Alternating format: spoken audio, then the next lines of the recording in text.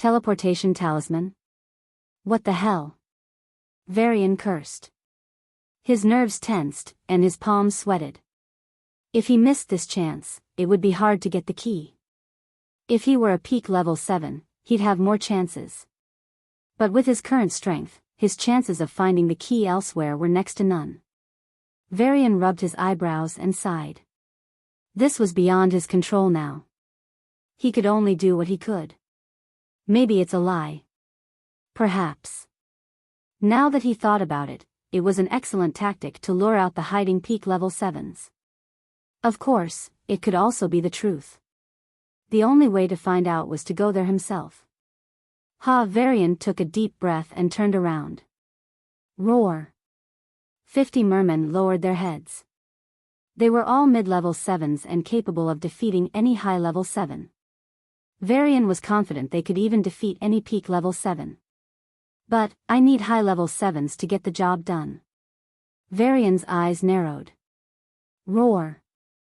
With a single roar, he led the mermen and advanced to the 37th mile. Mermen.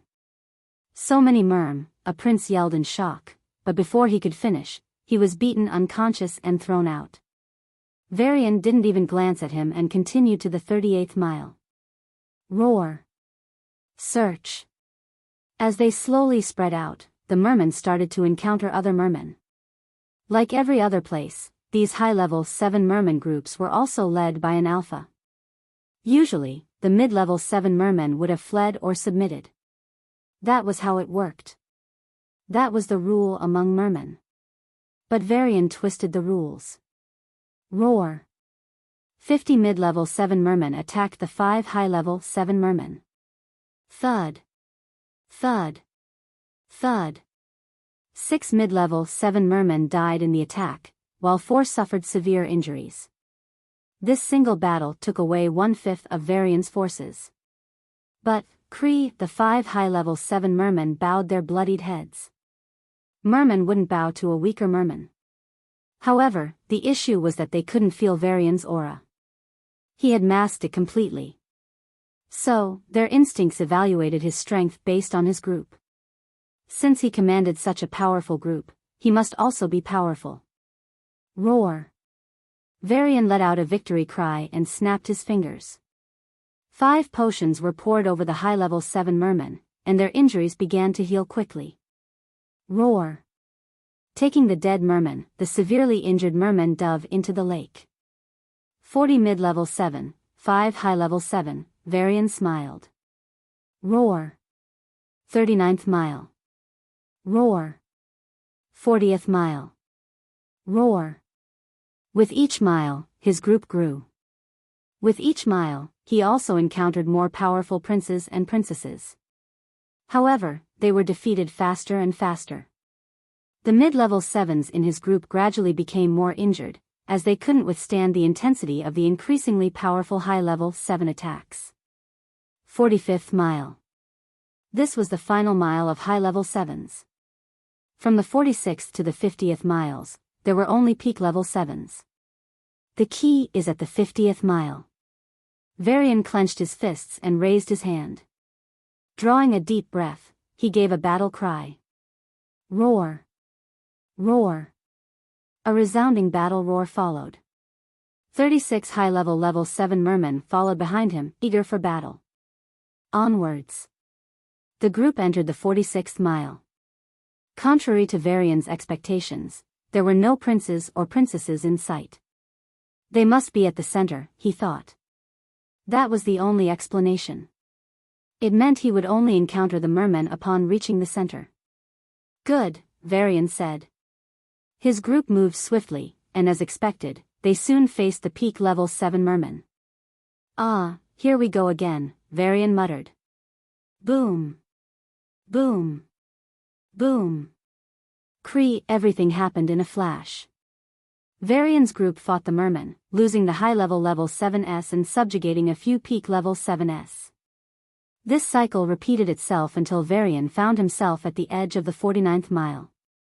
If the lake hadn't suppressed the battle effects, he would have felt the battle even at the first mile. But even at the 49th mile, he could barely sense anything. I'm counting on you, Varian said to the group behind him. Roar. The 10 peak level 7 mermen roared. Go. They shot forward. Boom. Boom. When Varian and his group reached the center, they were greeted by a breathtaking scene. A massive lightning dragon descended from the sky, with a prince in his lightning form riding atop it. Space cracked as a woman with short hair waved her hand. Gravity twisted violently, making a feather as heavy as a mountain and a mountain as light as a feather. Water pillars shot into the air with pressure strong enough to shatter even the largest mountains. A huge snake swept its tail with a force that could destroy a small village. The ground was covered with red vines that lunged at their prey without a moment's notice.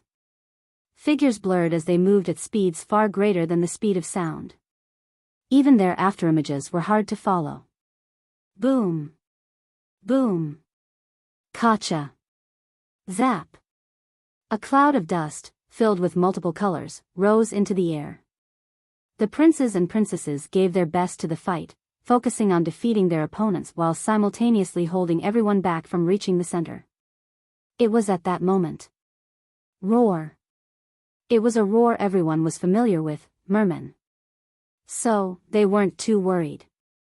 What difference could a merman make? But it wasn't a merman. Roar. Roar. Roar. When the princes saw the 11 mermen, their hearts sank, and confusion rose. Mermen didn't act like this. There was something wrong. Boom. Zap. Gotcha. Before they could think, they were bombarded by attacks. Since they were already a bit injured and exhausted from the fighting, the 12 of them could barely hold their ground against the 10 mermen. Fuck. How did so many mermen come here? I don't know. What do we do now? Kill them first. We can fight for the key later. They all fought together while keeping an eye on their teammates to prevent them from trying to snatch the key. This extra vigilance hindered their performance, and they were pushed back further. It was then. Whoosh. Another merman started attacking them from behind using lightning. The princes and princesses didn't care much since it was very weak. But slowly and steadily, the merman inched closer to the key. They still didn't worry much. The mermen had no interest in the key, it was useless to them. Boom. Boom. This weak merman slowly reached the area near the key and then, roar. It roared. Boom. Taking the cue, the 10 mermen launched a reckless attack, catching the humans off guard. Whoosh. One merman teleported to the key, grabbed it, and teleported to the edge of the 100 meters before running off. By the time the princes and princesses noticed, the merman was already gone.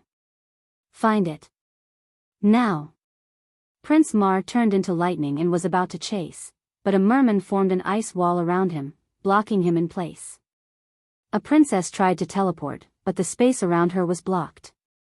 Boom. Gotcha. Roar.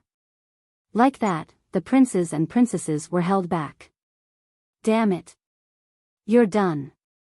Anger engulfed them, and they started attacking with their full strength. In the second minute, a merman died, and the prince who killed it quickly tried to chase after the other merman. By the 5th minute, every peak level 7 prince and princess was searching the lake for the special merman. By the 10th minute, every person on the lake was searching for the special merman, including Varian. Damn this. I can't find the merman, maybe it went back to the lake, Varian said loudly. The princes and princesses standing near him heard his words and sighed. They were on the outer edge of the lake and, like most teams, searching for the merman. By now, they had already searched the storage rings of every awakener, including Varian.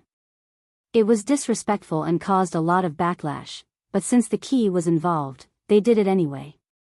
They didn't find anything. Varian stored the key in the ghost ship, not in the storage ring. His ghost ring appeared like a normal treasure to everyone else, so no one realized that the merman they were searching for was actually a human. After nearly a day, Varian left the lake. When he did, the lake slightly shook. Congratulations. You have directly or indirectly killed the most mermen. A light orb appeared on the lake's surface and shot toward him. It just so happened that it was within the visible range of some people at the edge of the lake. He's only level 7. How can he? There must be something wrong with him. Catch him. Stop. Who are you? You'll be killed if you don't stop. Angry roars shook the mountains as Varian teleported from place to place, gaining distance from his pursuers with each move. The ones who saw him at the edge of the lake were only low-level level 7s. It would take time for the high-level level 7s to learn about this and give chase. Because, unlike the high-level level 7s, these guys don't have any treasures to send messages across the lake. They have to manually go and inform others. Varian's lips curled into a smile, and he kicked the ground. Whoosh! One moment, he was on the plains, and the next, he was high in the clouds. He turned around and saw his pursuers in the distance, 2 lightning awakeners and a superhuman awakener. They were far away, and he could barely sense their presence. Almost there. Huge lightning wings sprouted from his back. Varian focused the telekinetic force on his back. Then, he simultaneously kicked the air, flapped his wings, and propelled himself with telekinetic force. Boom! His speed skyrocketed, and he disappeared into the horizon, leaving only a streak of gold. What the? Chase him. But I can't find his presence. Damn it. The pursuers cursed with raging fury. Just as they were about to discuss their next move, space fluctuated, and a woman with short ash-colored hair appeared beside them. Princess A, shut up and tell me where he is, she said coldly. That direction, but we lost his trail, whoosh. Her figure vanished in an instant. Before the pursuers could sigh in relief, a bolt of lightning landed beside them. Where? An incomparably cold voice asked. The pursuers swallowed hard and immediately pointed. There. Zap. After a few minutes, all the high-level 7s were searching for the missing awakener. Their senses spread farther, and they searched faster. However, they couldn't find him. How did he get the key from the merman? This was the single question on every prince and princess's mind. No one even considered that this same man could be a merman. That line of thought was just absurd. As more and more theories emerged, one was widely accepted. When the merman escaped with the key, it was injured. I think this guy got the key and somehow hid it. Then another question arose. How the hell did he win the prize of the day? I myself killed 3 peak level 7s. He must have killed more to win the prize, a prince crossed his arms and declared. Indeed. The man was suspected mainly due to the prize. The lake rewarded those who killed the most mermen. Yes, why did the lake give him the reward? Stupid lake. Can't you keep it under your surface? Varian punched the wall of the cave and cursed. He never expected to get the reward. It was supposed to be only for the person who killed the most mermen. Who knew the lake would count even indirect kills? Varian sighed and sat down on the wet patch of grass in the cave. Closing his eyes, he focused on the glowing sphere inside his body. When his mental sense touched it, he received a message. Greetings, Ares Scion. Thank you for joining us. Congratulations on winning the day's highest hunt reward.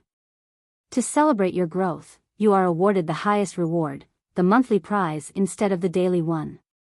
Whoa. Wait a minute. Varian held up his hand. The voice paused. What is this Ares Scion? Who is Ares? Or what is Ares? He asked, rubbing his fingertips. Greetings, Ares Scion. Thank you for, the message repeated. Varian realized it was a pre-recorded message, not a living entity. He had gotten used to responses from the system, so he assumed the same for the lake. That's a lie. Varian shook his head. He had grown accustomed to being ignored by the system. System. Varian felt the system watching him with a scrutinizing gaze. But he didn't stop. What does Ares Scion mean? The Scion of Ares. Even I know that. Is Ares a person, a place, or a race? He leaned against the cave's wall and asked. This system hates talking about them. They are more hateful than Devis. Host, good luck finding information about them. Varian wanted to complain. If this system had a feedback mechanism, he'd rate it 10/10 in the negative. Shaking his head, Varian looked at the white orb again. Knowing this was the highest reward given by the lake, his heart pounded lightly. Only level 7s visited the Lake of Illusions. Since they were all level 7, the kind of rewards they received was not a secret. Even Varian knew about the monthly reward. Focusing his senses on the glowing orb, he hummed. Swish. The fire mana, water mana, psychic power, and telekinetic energy inside the orb burst open and flowed to every corner of his body. The fire mana was naturally rejected, while the water mana and psychic power met their native counterparts. Swish. Varian's body shook slightly from the impact. As expected, the reward was good. The Lake of Illusions was an explored area, but it received visitors every year. The reward was that tempting. Whoosh. Whoosh. Varian felt his brain clear and his mental acuity sharpen. At the same time, his telekinetic power grew, bit by bit, drop by drop.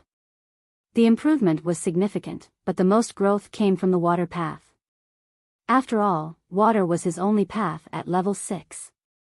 Crack. Crack. Varian felt the locks in his water path break and his bottleneck loosen. The water mana surged faster and faster until it finally broke through the bottleneck. Boom! The cave where Varian was stayed suddenly froze, then melted and evaporated. Ha! Varian's eyes snapped open. Status. Superhuman level 7, 0.2k/10k. Space level 7, 0/10k. Lightning level 7, 0/10k. Plant Fighter level 7, 0.4k/10k. Psychic level 7, 1k/10k, plus 1k.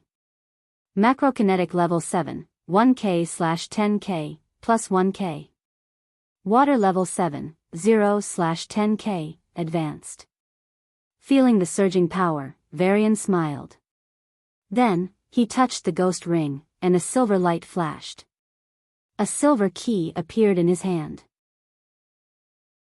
Like many other locations, the gray square was one of the places with a key and had no level restrictions. Thus, around 20 princes and princesses reached the location. Some of them also had protectors, who were level 8 and even level 9. However, unless it was life-threatening or extremely important, these protectors wouldn't intervene in fights between level 7s. It wasn't just shameful but also frowned upon. But this was about the key. It was too important. So, they all agreed to let only the level 7s fight. If level 8 princes came, they'd have to face their protectors. The battle began quickly. The 20 princes and princesses gave it their all and fought hard. After 10 minutes, only 5 remained, and they were all peak level 7s. Then he appeared.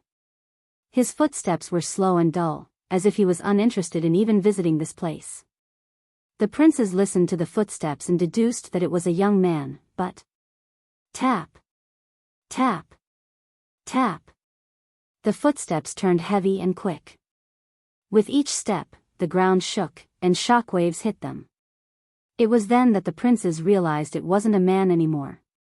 It was a beast. When the huge white wolf stormed in, their hearts sank. Standing before them was the creature hailed as the god of wolves in ancient Earth's mythology, Lycos. Charles spun the key in his hand with an indifferent expression. He was sitting on a huge gray platform. Below the platform, 20 princes and princesses lay with their bodies twisted at odd angles, and pools of blood covered the entire floor. Arg. Gray. Fuck. They groaned and writhed in pain, glaring at the man on the platform. Several elderly men and women were feeding them potions and checking their injuries. They exuded a heavy aura, reaching levels 8 and 9. As if to display their rage, their aura covered the platform and pressured Charles. Charles remained unperturbed. Charles Xander, they are your peers. You shouldn't be too severe, an old man said, looking at him with a twisted face. Charles glanced at the old man and continued twirling the key. You. The old man was one of the few level 9 protectors and had his own pride. When a level 7 junior ignored him, it felt like a slap in the face. The old man rose to his feet and pointed a finger at Charles Xander. The surrounding temperature dropped, and a blue light gathered on the old man's fingertip. The blue light expanded and lit up the entire valley they were in. Then, SSC. Like a candle blown out, it vanished. Wah, the old man saw a pair of eyes glancing at him from the distance. He met those eyes and froze. Cold sweat poured down his forehead, and he immediately backed off, not even caring about the prince he was supposed to be protecting. Everyone fell silent. Even the injured princes didn't dare to groan. One by one, the protectors picked up their princes and princesses and left. Charles slowly stood up and clenched the key in his hand. His gaze turned to a particular direction, and his eyes narrowed. Did they start their search? Yes, the voice replied. Charles was referring to his team.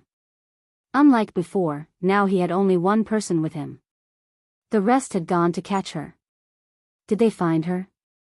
They found her traces, the voice answered and fell silent. Why, young master, the voice hesitated. What? Charles raised an eyebrow. It isn't your style to attack injured opponents. Why did you? The voice trailed off. Charles's lips curled into a mocking smile. Even with that treasure, I am only a high level 7. The voice fell silent. Taking a deep breath, Charles continued. I couldn't win this battle if they weren't injured. Take me to places with treasures. I need to consolidate my level. My progress was too fast. The voice couldn't even speak. What should he say?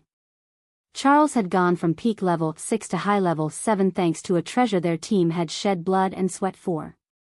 He still couldn't understand how Charles had digested the treasure so quickly. It was supposed to take 3 months, and even then, 90% of the medicine would be wasted. That place will have restrictions on level.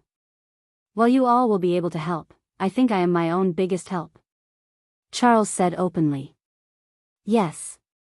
Let's go. Show me a place where I can meditate for a long time. My prana is on the verge of losing control, Charles said with a calm expression. Yes. In a place far away from both Varian and Charles, Enigma calmly entered a tall tower. People had come to find her earlier, but with a few tricks, she had thrown them off. Now, she could finally fill in the last piece of the puzzle. It was a tower made of a bluish gold metal.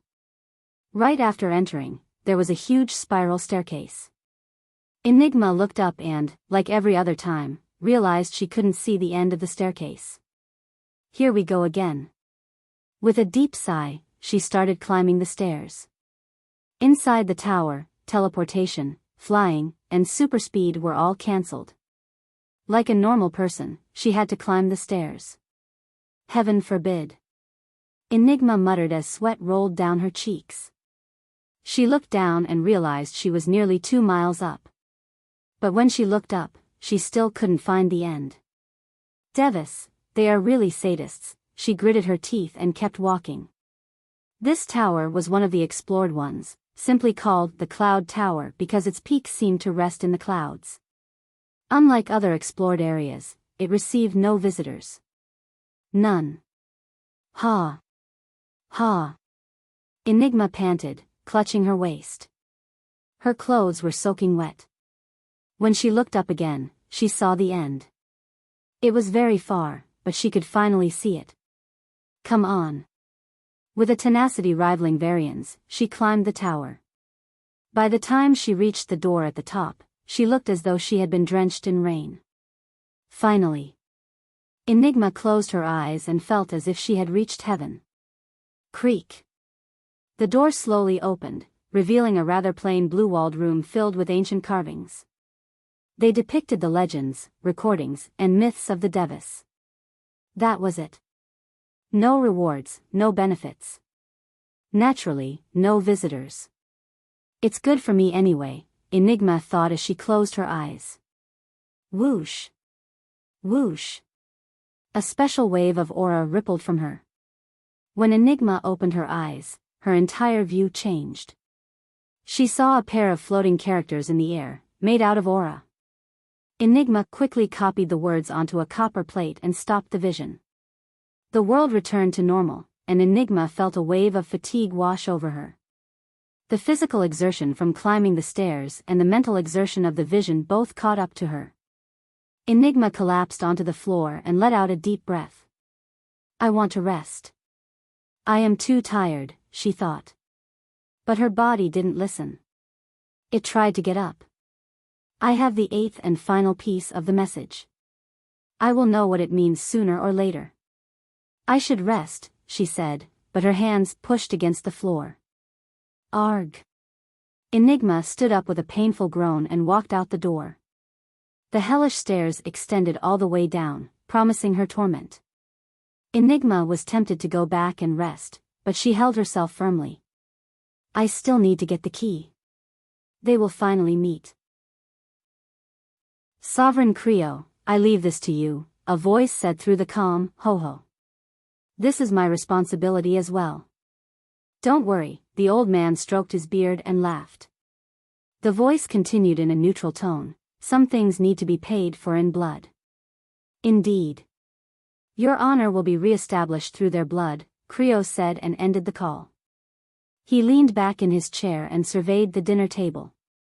Exquisite dishes filled the table, and a sweet aroma filled the air. On the other side of the square table, directly opposite him, sat an empty chair. Sovereign Kreo was waiting for someone. The sunlight from the two suns cast a warm glow on the silent old man, who held the power to destroy a planet. It illuminated every inch of the small, disc-shaped space substation where he sat. The station was only a few miles wide and shielded by an invisible barrier as it glided through space. It was like a private room, but in space, accessible only to the most privileged. And the substation Kreo was on was the best, equipped with a perfect environment simulator. The area around the dining table simulated serene green plains, but if Sovereign Kreo wished, he could change it to a chilling Arctic or scorching desert. Tap. Tap. Tap. Sovereign Kreo tapped his chair as he waited for his guest to join him for dinner. It was an unusual scene. Sovereigns did not wait. No one dared to make them wait. But then. I had a small battle, Sovereign Kreo, a handsome middle-aged man walked to the dining table and sat down. His movements, though respectful, carried no hint of subservience. It's been a long while, Evan, Kreo chuckled and raised a glass of fine wine. I didn't think you would visit so suddenly, Sovereign Kreo. Xander raised a glass and clinked it. Kreo had made a sudden visit to one of the space cities between Mars and Earth. After finishing his work, he invited Xander for a parting dinner. Despite his busy schedule, Xander managed to squeeze out some time. Ah, don't be so distant. You can call me Uncle Kreo like you always did. Kreo twirled the glass and gave a warm smile.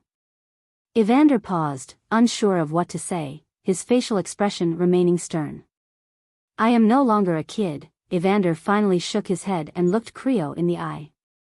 So, is this dinner just a catch-up, or do you have any important news? Busy as always, heh. Kreo didn't feel annoyed by the question. Instead, he laughed brightly. I need to take up Bali's work too. It'd be weird if I were free.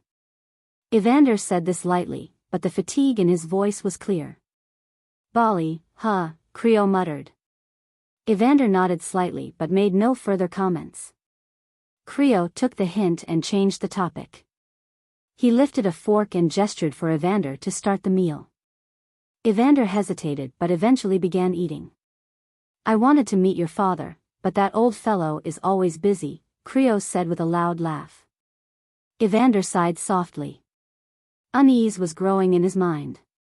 Albert was the oldest sovereign, and Kreo was the second oldest. Before they became sovereigns and moved to different planets, they were close colleagues. Their families were neighbors, and Kreo's daughter was Xander's close childhood friend. They went to the same school, had the same circle of friends, and shared a great childhood. Particularly, for Xander, Kreo's family was very important. Xander lost his mother at a young age, so Kreo's wife took care of him. She was the closest thing to a mother he ever had. "Can I call you Mom?" "But Christine said she'll marry you." "How can you call me Mom?" Then what should I do?"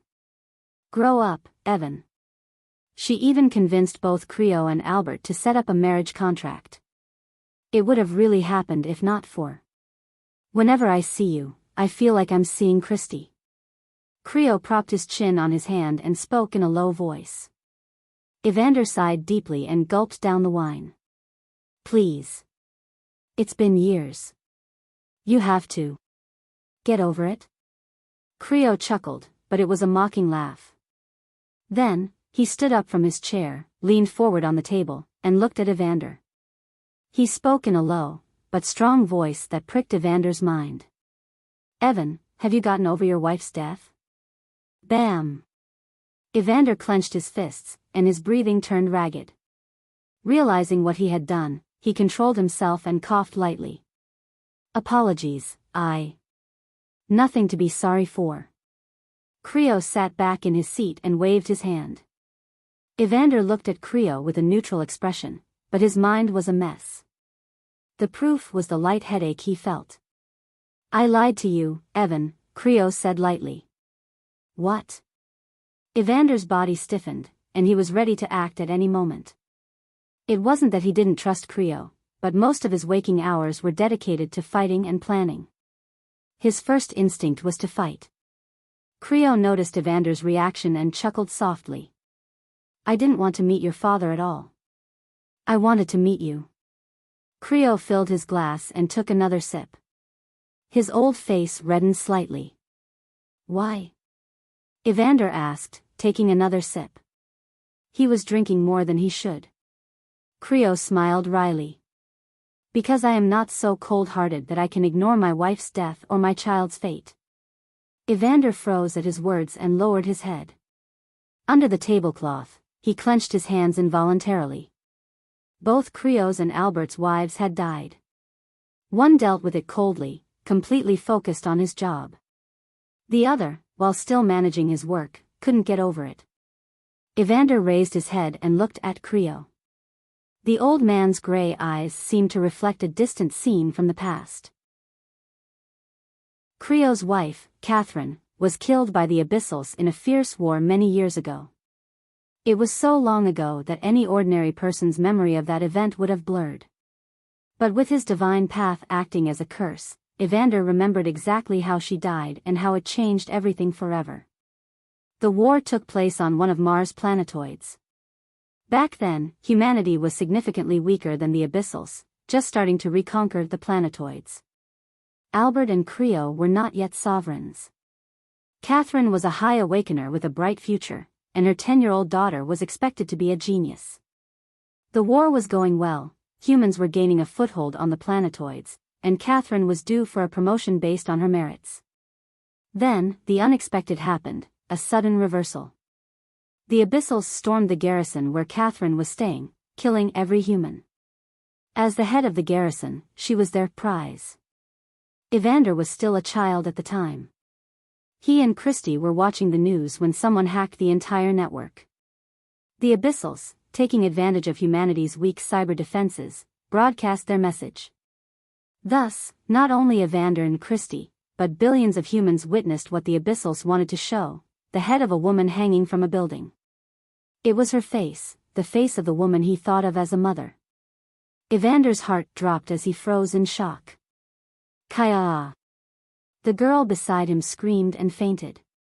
Xander quickly held her to keep her from falling and shook her. "Christy! Christy!" There was no response. Soon, the news showed more gruesome images, and Xander fainted soon after. The next time he saw Christie, it was in a white room. She was clawing the air, screaming and thrashing. She muttered, "Mom, Mom, Mom."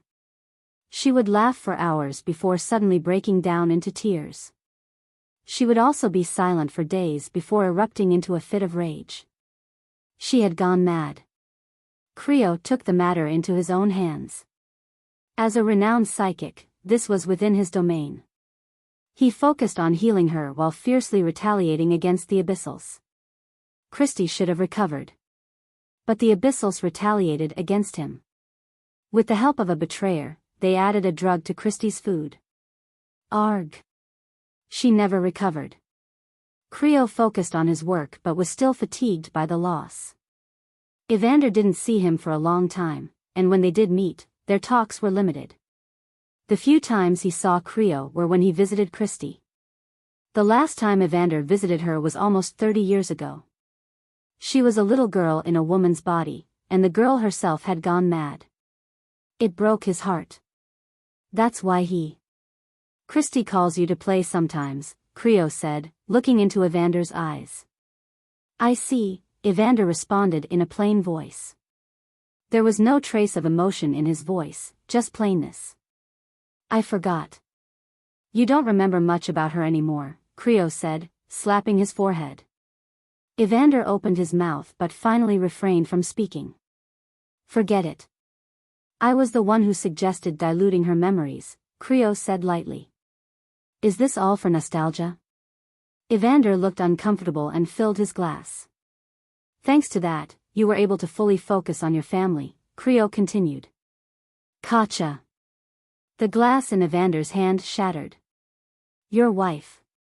Your son. Your daughter, Kreo said, continuing.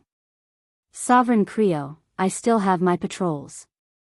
Let's save the drinking for later, Xander said and started to get up.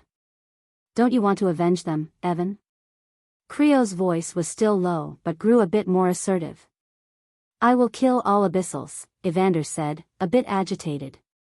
Wrong, Kreo shook his head and looked him in the eye. We're both very similar. Not only in our tragedies but also in our hatred. Xander narrowed his eyes at those words. We hate all non-humans and wish to eradicate them. Silence. There was absolute silence after those words. You're picking on Enigma? I should have expected better. Xander looked at Kreo with a touch of contempt. Heh. Kreo chuckled. You of all people saying that. What do you mean? Xander didn't understand what he was talking about. This should bring back the sealed memories, Kreo snapped his fingers and said. Sia. Xander bent down and clutched the table. He felt like his head was about to split as a barrage of memories flooded his brain. Veins popped up on his forehead, and his face turned red and blue. Ha. Ha. Xander collapsed into the chair and took in heavy breaths. His eyes widened as he muttered, how could I do that? Kreo looked at Xander's state and nodded to himself. Almost there. I need to shake his emotions more. Because you hated all non-humans. You handed over the cadet in your academy to the Xanders, Kreo said lightly. Xander shook his head fiercely. I hate them, but I'm not the person to do that. Then, he glared at Kreo.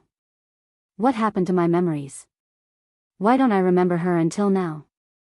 The air grew heavy, and it looked like the entire space station was going to collapse at any moment. Kreo shrugged nonchalantly, showing no pressure. Xanders approached me to convince you to give them Sia. I couldn't do it forcefully, but I saw another way. After your wife's death, your head was full of hatred for non-humans. I just exploited that and tweaked your decisions, Kreo explained the past. You. Xander slammed the desk and stood up. Rage and shame engulfed him. Then you felt too guilty about it.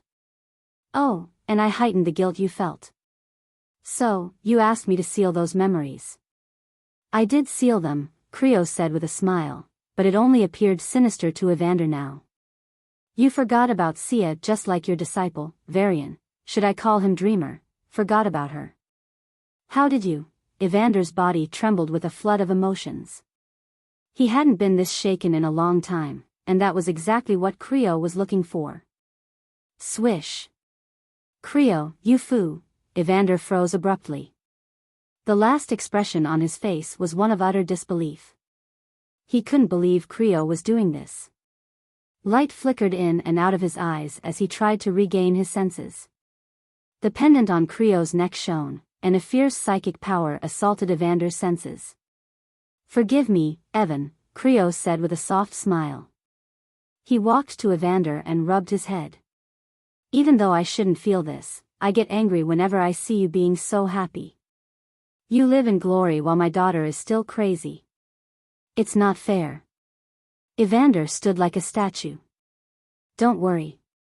Once you're done with this, I'll use my powers to seal this memory of yours," Kreo said with a kind smile. His mental sense probed Evander and noticed his power. Kreo patted Evander's cheek and laughed. "You've grown so strong. I can't control you without my artifact." Even with an artifact, it was hard to maintain control. Varian and Enigma need to die. "You are our best bet." Kreo pushed Evander. "Go." Evander's body flickered, and he disappeared. Reaching his spaceship, Evander sat down and instructed in an emotionless voice, "Earth ruins." Charles moved through the thickets bordering a great forest. The area was filled with wonderful vegetation. Precious herbs, psychedelic plants, and resource-rich flowers, everything could be found on the outskirts of the forest. But it was all a lie. There was nothing precious here. Only tons and tons of rotten trees that cast illusions on every creature that entered their territory. Charles's senses were also affected by the illusion, and he saw a beautiful forest with lush flora. But that was it. He wasn't swayed by the mental hints that kept popping into his brain. "Take the flowers. Grab the herbs." Just one sniff. Only a single petal. He moved steadily and swiftly. His feet were in the shape of wolf paws. With each step, he moved several miles forward. A figure under a robe followed him from behind. The man couldn't help but marvel at the prowess of his young master. Normally, even peak level 7 individuals would be swayed by the illusions and persuaded by the mental hints. But Charles was unaffected. His morphing entity, Lycos, has strong mental resistance. The man nodded to himself. He will be a tough opponent for psychics. That much was certain. Whoosh! Whoosh! The scenery changed from a green forest to a red sand desert. Charles stood on a large sand dune and looked into the distance. His green eyes turned red, and his vision magnified. A shining blue area came into view. It was a huge lake, serene and glistening under the sunlight. Many familiar faces were gathered there, discussing and departing from the area. "Lake of Illusions," Charles muttered slowly. Whoosh! Whoosh! The sand blew lightly as a group of 10 landed behind Charles. They had been sent to find Enigma but returned empty-handed. "Young master, the tracks we found were a trap," one of the members said in a low voice. Charles didn't speak. "Enigma, you kill my brother and think you can get away with it?" Without realizing it, Charles was clenching his fists. "Did something happen here?" Charles relaxed his fists and asked in a cold tone. He had been called here by the team. If it wasn't for a good reason, they'd regret it. "Young master, we heard this from our informants." Basically. A woman from the team explained the situation. Charles's eyes narrowed, and he tapped his chin thoughtfully. "A strange merman that can use 7 divine paths and command other mermen. A man in disguise in the outer area, winning the prize for killing the most mermen," the woman nodded. "Exactly. What do they think?" Charles asked. "They referred to the most powerful princes." He wouldn't inquire about others' opinions. Charles's team knew this and had already spoken to those princes and princesses. They believed the merman must be a special variety of the Devis. The man himself must have found a way to control that merman and used its powers to subjugate other mermen. The explanation was logical and fit common sense. That's why Charles thought it must be false. This has never happened in the history of the Lake of Illusions. It's a first, right after Varian entered. And according to the messengers, the Golden Room's gate also showed a strange reaction yesterday. The more he thought, the more Charles was convinced that his enemy was behind the incidents. We're talking about Dreamer here. I wouldn't be surprised if he knew how to draw out and subjugate this strange merman. Charles's eyes flashed. And no surprises if he is the merman himself. That was a far-fetched thought, even for Charles. But he couldn't dismiss it entirely. Since he is with Enigma, maybe Varian is also an alien. Charles saw a new possibility. An alien that can use more divine paths than what is believed to be possible. Perhaps he was indeed an alien. No one had ever verified if Varian was an alien, after all. But the most important takeaway from this is that Varian has a skill, talent, or ability for great disguise. If he was the merman, he could turn into other species. If he was the controller, he could create a perfect disguise with no loopholes. Either way, Charles's objective became clear. He turned to his team and said, "Disguise breakers." "Young master." The team looked at each other in confusion. "We need to find treasures that can break disguises. The stronger, the better. The more, the better," he said firmly. The team fell silent. "You know where they are, right? Go fetch them," he said calmly. Silence filled the air until a middle-aged woman stepped forward and said, "We can do that, but what about your next location?" In their original plan, Charles was supposed to visit 2 more places. In those places, he needed their assistance. If they went, what would he do? "I need to consolidate my level," Charles said lightly. The team opened their mouths in surprise and then nodded in understanding.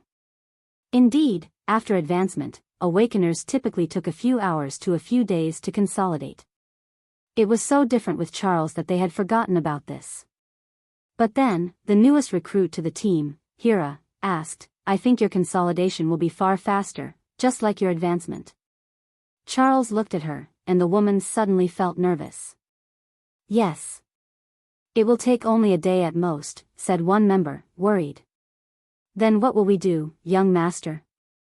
We know the places with disguise-breaking treasures, but even we need at least 2 days to get them." He added, "And right after 2 days, we need to start the journey to Ruler's abode or we won't make it." The travel part troubled him. Charles looked up at the sky and took a deep breath. "We'll reach there on time. These 2 days, I will fight." "Pardon?" "I need to fight. To get used to my powers," Charles said, pointing to the robed figure. "I'll be fine. Now, go do your job." "Yes." Whoosh. The team disappeared in a flash. Charles stood in the same place for a long time, his gaze fixed on the Lake of Illusions. "I will find you."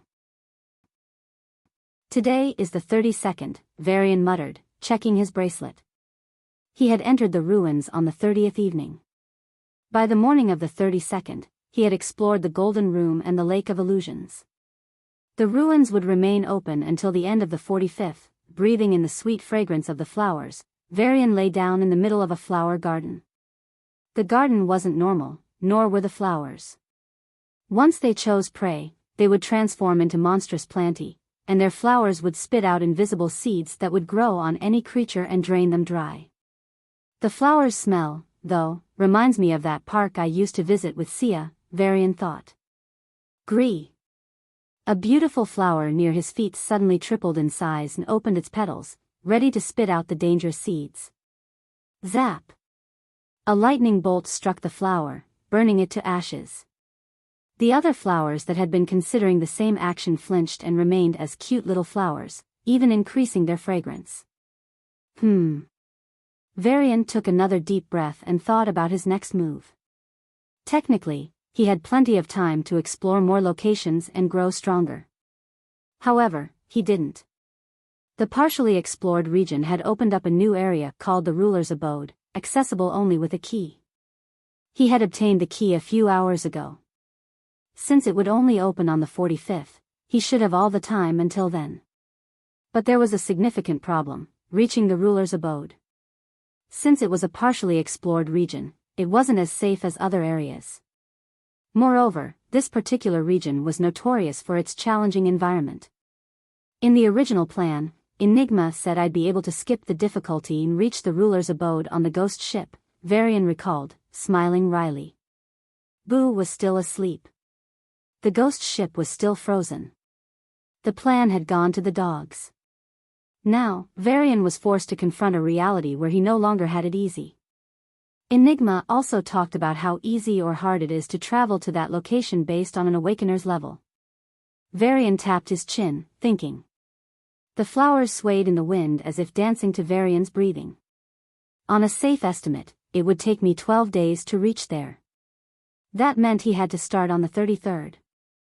He'd reach the ruler's abode by the end of the 44th, 12 full days.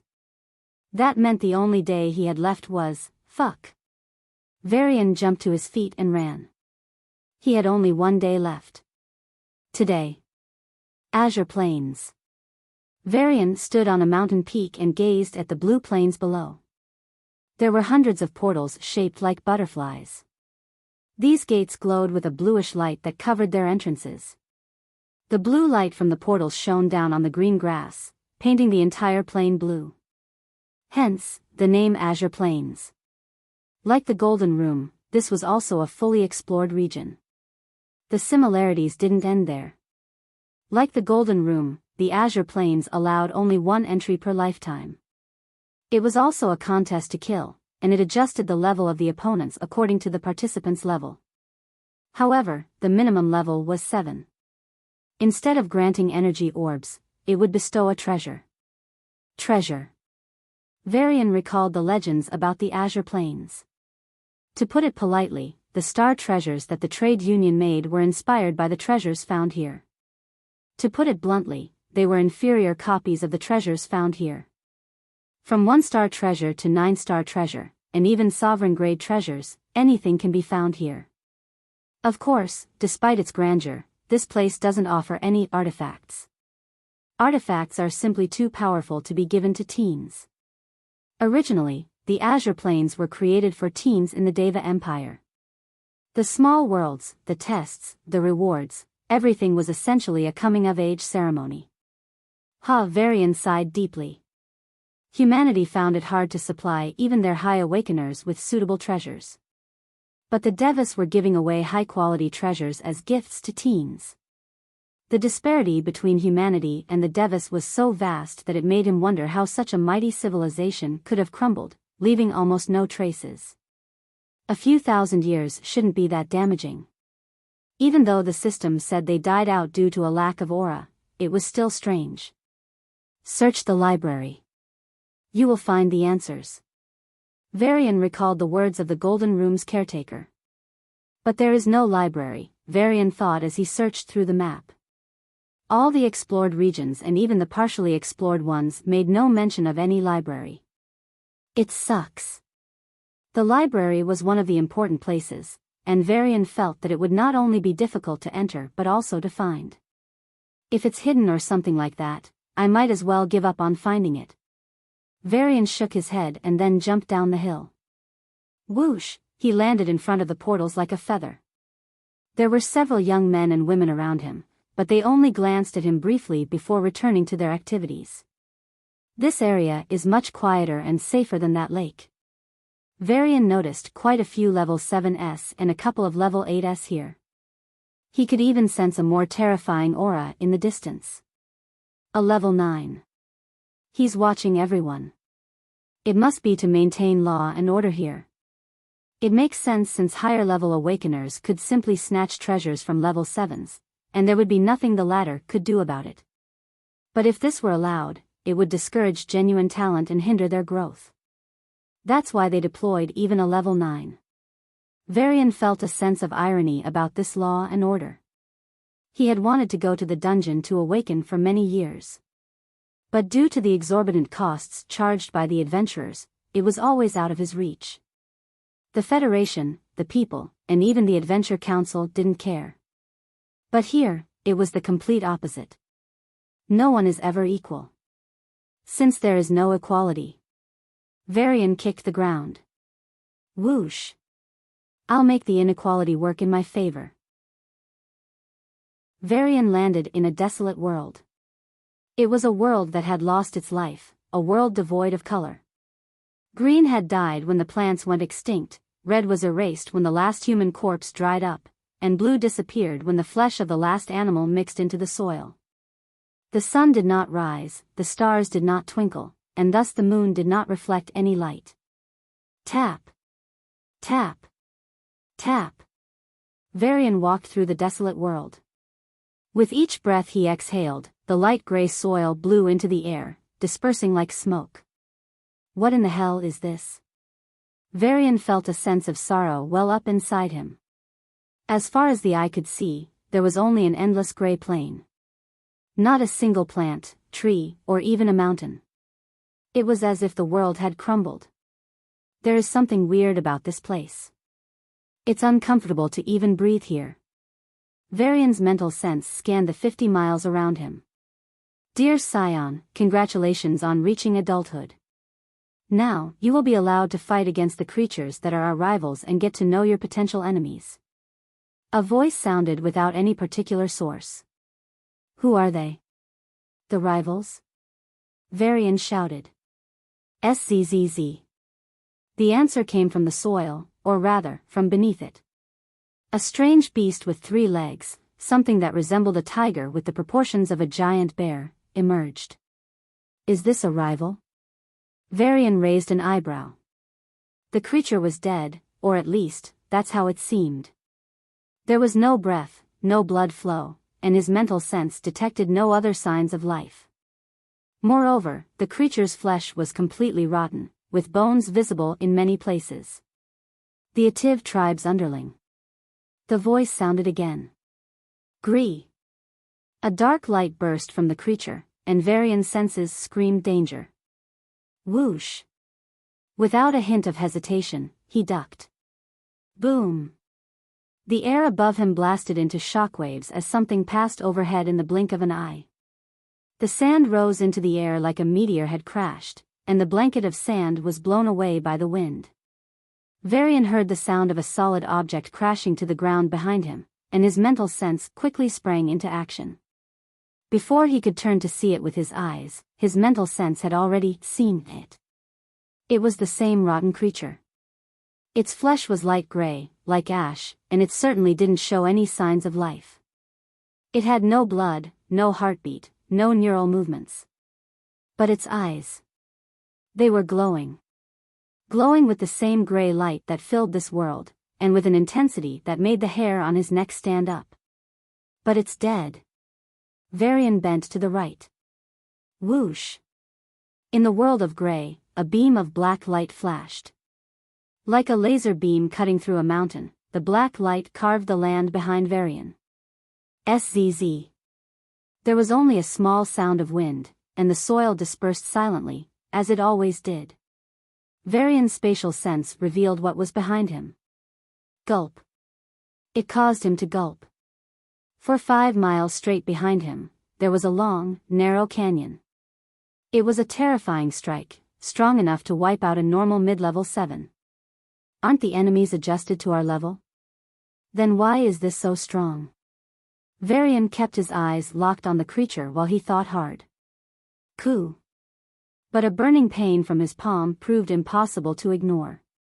While keeping his gaze locked, Varian scanned his palm with his mental sense and sucked in a breath of cold air.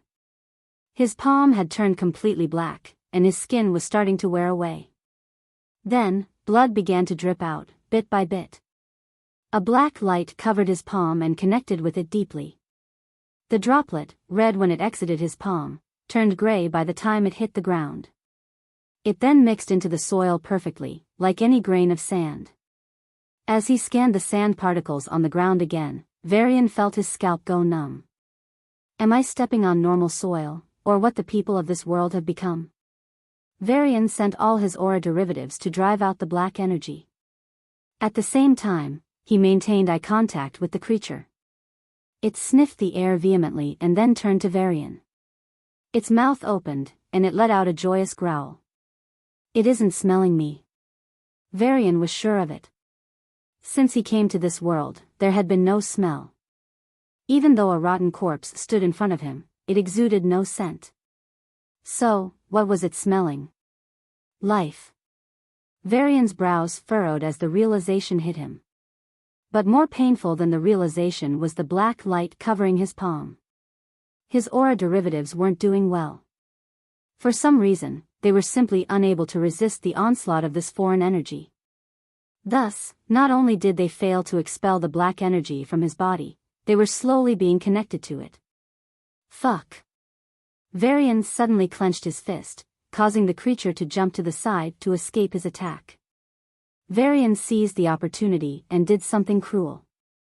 Shwa. Brandishing his sword, he slashed it across his left palm. Pa. The moment his palm was separated from his body, the moment it lost the support of his aura, it burst into a black light. Then, it quickly withered. It was like going from a ripe orange to a lemon to a seed. All of this happened in the blink of an eye. By the time his palm reached the ground, it was only a skin bag of bones. Even the bones didn't last long before turning into sand particles. Splurt. Varian's left arm, from the severed wrist, was about to bleed like a broken dam. So, he quickly blocked the space around it and morphed his hand into a branch. Holding a sword in his only hand, Varian looked at the creature. Greer. Its eyes shone black once more. Unknown was frightening to most, but it was the only way to expand one's horizons. Varian learned this the hard way after slashing his right foot. Splurt, the blood that was about to spill out was quickly contained, and the foot transformed into a tree root. A potion bottle flowed out of Varian's storage ring and poured over the root. Swish, the injury began to heal at a rate visible to the naked eye. However, regrowing his hand and foot would take time. At least an hour, Varian estimated. Thankfully, due to his superhuman physique, he wouldn't have much trouble operating like this. More importantly, his other abilities weren't affected by his physical condition. Boom. Boom. Boom. 3 invisible blades cut through the air and reached the undead creature. At the same time, a wave of mental power surged into its brain, or what was left of it. The creature was only lightly affected by the mental attack and quickly turned its head toward the invisible blades. They were made of telekinetic power, and if they made contact, its body would be sliced in two. Greer. The undead swirled and leaped backward, successfully avoiding the blades. But mid-air, the space around it suddenly tightened. The creature's eyes glowed black, and the space shook violently. Gotcha! In the next second, the tough spatial prison shattered like fragile glass. But the creature, which had just escaped, was engulfed in bright gold and blue lights as lightning and water dragons devoured it. Boom! In the gray world, a burst of blue and golden light illuminated the sky, painting the world beautifully, if only for a second. It's a bit weaker to lightning, Varian nodded to himself. Then, he looked at his left arm and snickered. The creature itself wasn't strong but had a specific type of dangerous attack. Something like a death beam. Anything it touched would die. This isn't any of the paths I know, Varian said, floating in the air with a frown. Of course, host. This is a celestial path. The lurker answered. What do you mean? Varian raised an eyebrow in confusion. A celestial rancor can't be this weak. It was suppressed. Devis, they are basically trash, but they are good at things like this. The system explained in a not-so-neutral tone. Suppressing a celestial rancor to my level? That's crazy. Varian's lips twitched. It isn't a real celestial rancor. Only a creation. Think of it as a puppet derived from the original. Suppressing a real celestial rancor isn't easy, even for Devis. I'm really curious. If that power wasn't suppressed, how powerful would it be? Varian asked. Swish. Swish. His hand and foot were regrowing steadily. It wouldn't be long before he was back to normal, so he focused on the conversation at hand. But the system didn't reply. System? It's better not to know, host. It said, and Varian almost felt like it was sighing. If you had told me about the celestial path's powers, I wouldn't have lost a foot and hand to a fucking undead. Will you die if you talk more? He attacked it mercilessly. Celestial paths and the scale of celestial path's power are different things. Host, your argument is invalid. I think you got the wrong job, sometimes, Varian said sincerely. Go become a scammer or something. Host, you do realize it's your argument that's in the wrong, yet you are blaming this system. How shameless you have become. This system misses the old host who was nearly dying every other day. Those were beautiful times. You never knew what danger might befall you. You were so worried that you were careful even while walking, fearing you might step on a landmine by mistake. Varian opened his mouth, but no words came out. This damn system. You sadist bitch. He cursed. The system is hurt and won't answer your question. It said in a low voice. So were you going to answer originally? Varian's eyes lit up. Then, he said with a kind smile, you're not a sadist bitch, system. Really? It asked in a hopeful tone. Really, Varian smiled. Thank you, Hose, you're a good bitch. The best bitch of the galaxy, no, the best bitch of the universe. At the system's dumbfounded silence, Varian threw his head back and laughed. Ha ha ha. Clutching his stomach, he said, I'm tired of your hide and seek. If you want to say something, say it. Or just shut your mouth. Revealing half and hiding the other half, what's the point? The system observed that humans are curious creatures. They want to explore the unknown, but the unknown scares them like nothing else. So, the system felt. You felt that revealing half of the information would remove that fear while maintaining the curiosity? Varian asked, not really sure if the system's point was dumb or valid. Yes, but it didn't seem to work on you, host. What do you expect? Remember how many times you said half of something and never uttered a word about it again? Varian shrugged. Besides, I have more important things to do than find the secrets of some galaxy. A girl is more important than a galaxy? If it's my girl, yes, Varian said without hesitation and unsheathed his sword. Greer.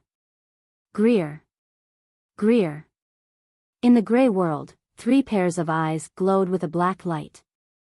Die. Varian stood in the middle of nowhere. Corpses were scattered around him. Some were burnt, some broken, some cleaved in two, and others frozen. Regardless of their condition, these corpses dissolved into the soil and disappeared. Varian gripped his sword with both hands and leaned against it. He was completely drained. It wasn't a sprint, but a marathon. Has it been a day already? Varian blinked and looked around. His ears perked, and his senses extended, trying to find any traces of the undead. There were none. Congratulations, Scion. You finished the highest difficulty. Wait, what? Varian was shocked. When did I apply for the highest difficulty? More importantly, since when did this test have difficulty levels?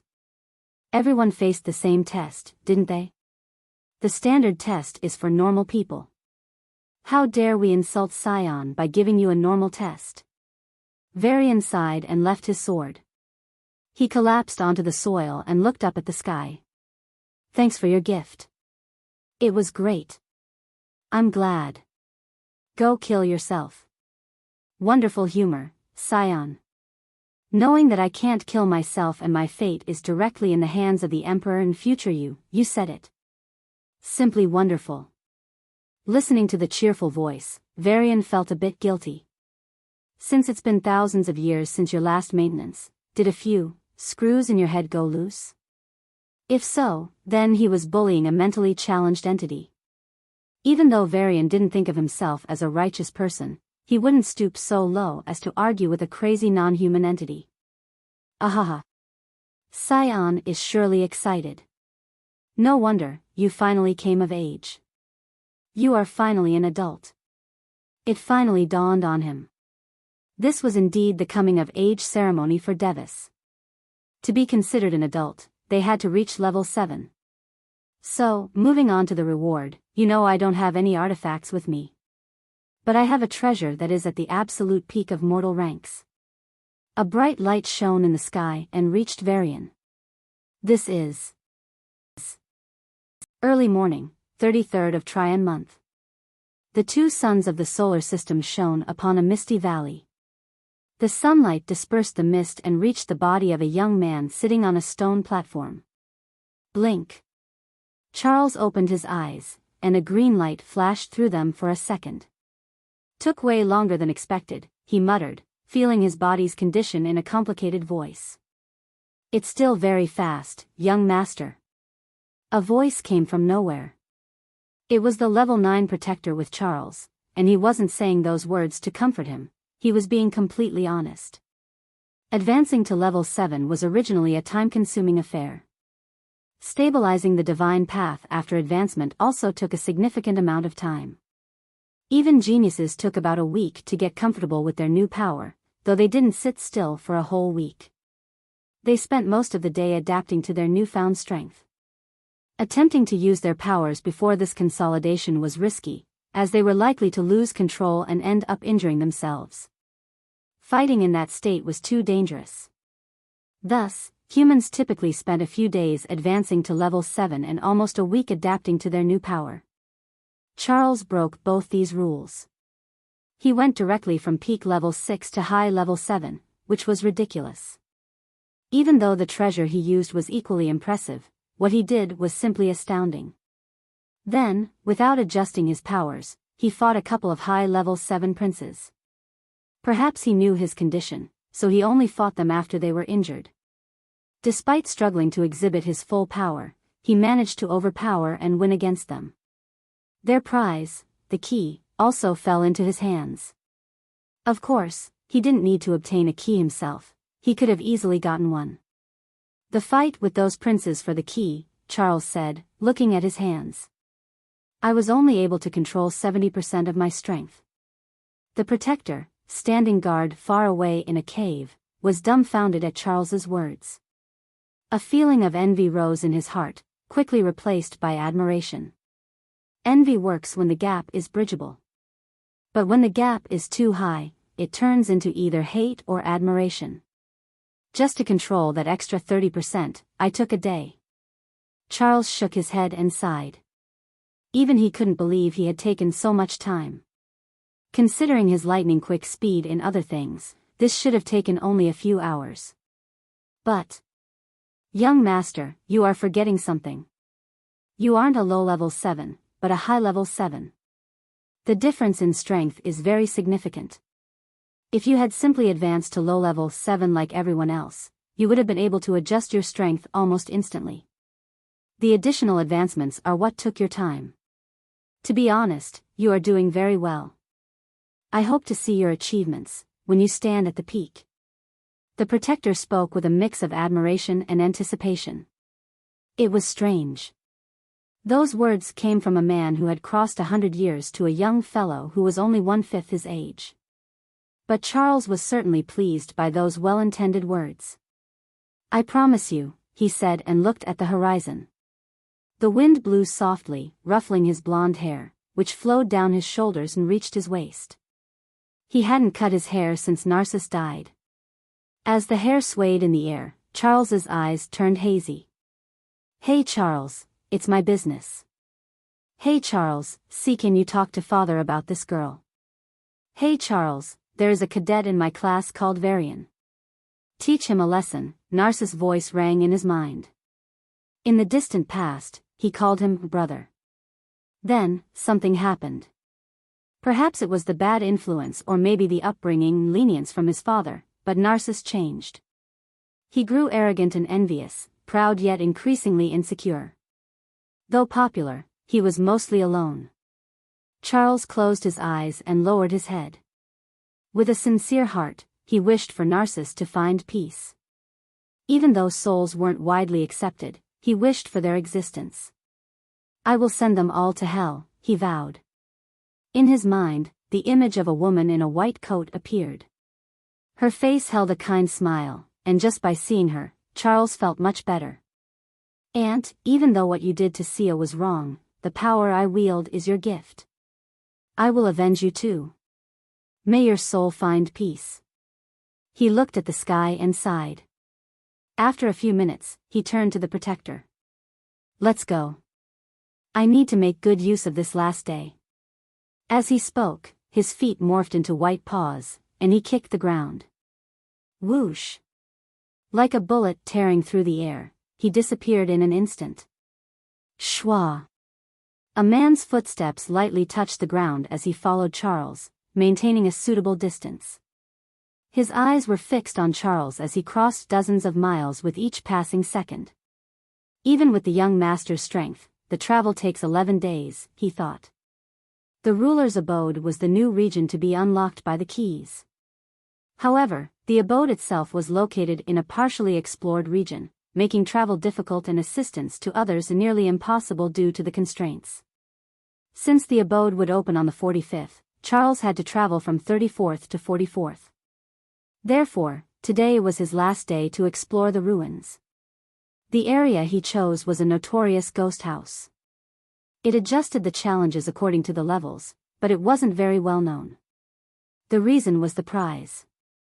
After navigating through the chaos of ghosts, spirits, and mazes, visitors would be rewarded with a treasure.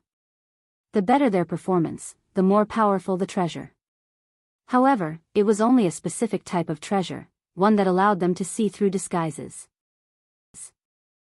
Sia held her waist and bent slightly. A bead of sweat rolled down her forehead and reached the ground. But before it could touch the soil, the air's temperature spiked. Zzz. The droplet of sweat evaporated.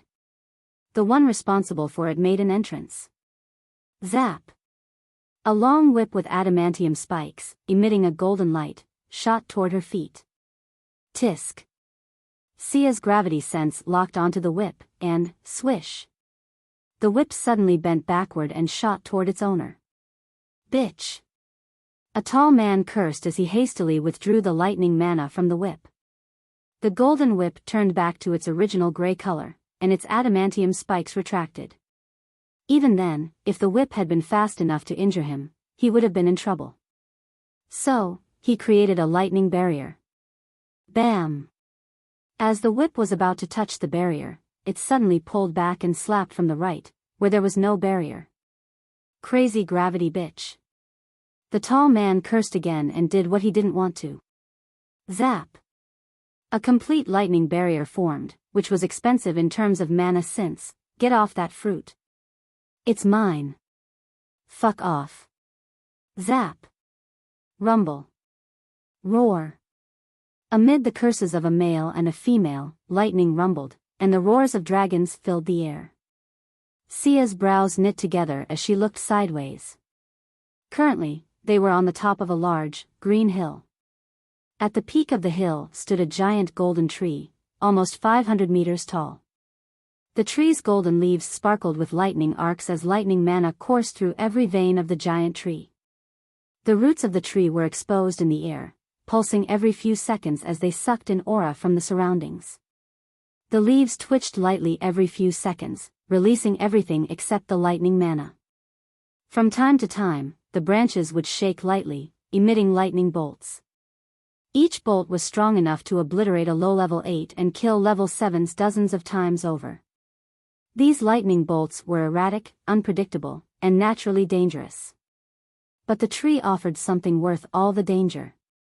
On one of the topmost branches, a single fruit grew at the edge. It looked like an orange but was light gold, a golden bolt fruit from the golden bolt tree. Roar. Rumble. Just a few hundred meters away from the tree, a lightning dragon clashed with a lightning spear. Boom. They both exploded into splinters of lightning arcs. Zap. Zap. Zap.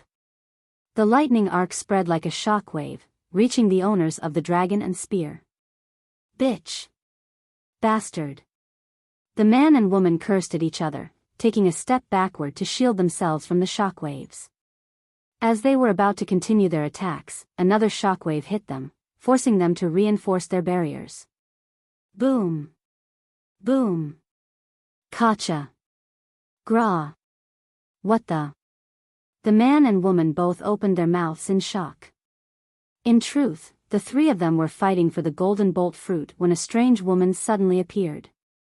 The tall man had said he would take care of her and join them in a moment. 30 seconds passed, and then... thud. The tall man collapsed to the ground, clutching his chest. A deep cavity marred his chest, as if a hammer had crushed his bones inward. His eyes unfocused as a pool of blood formed beneath him.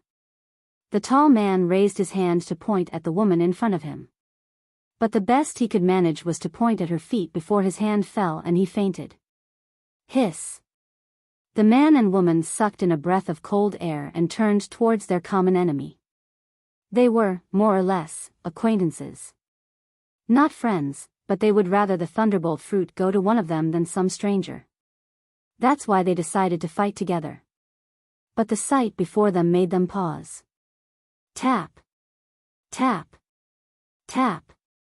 With every step Sia took towards the tree, the burn on her shoulder trembled. It was an injury from the fainted man's desperate attack.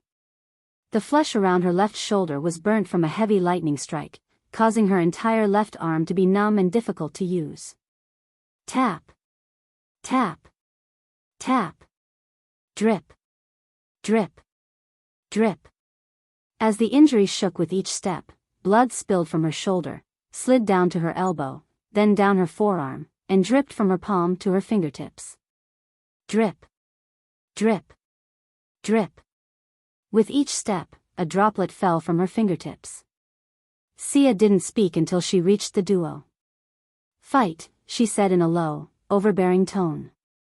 At the same time, a tremendous killing intent exploded from her body.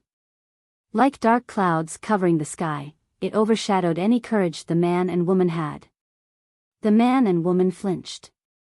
The man gathered the courage to say, "Why, you aren't even a lightning awakener. What do you want the fruit for?"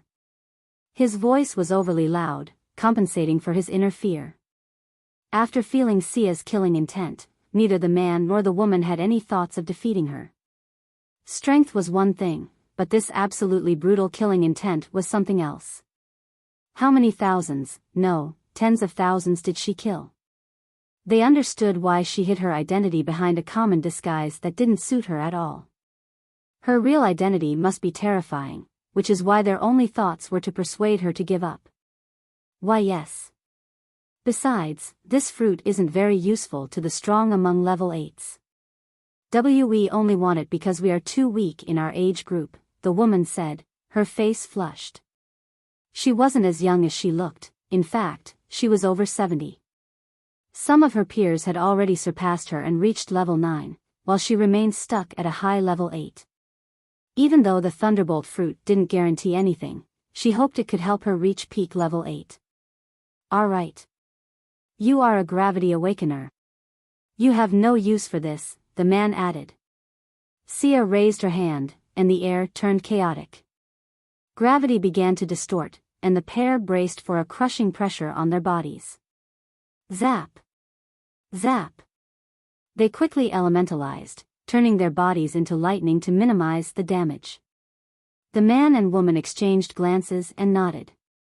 Using their full power, they created a lightning dragon and a lightning spear.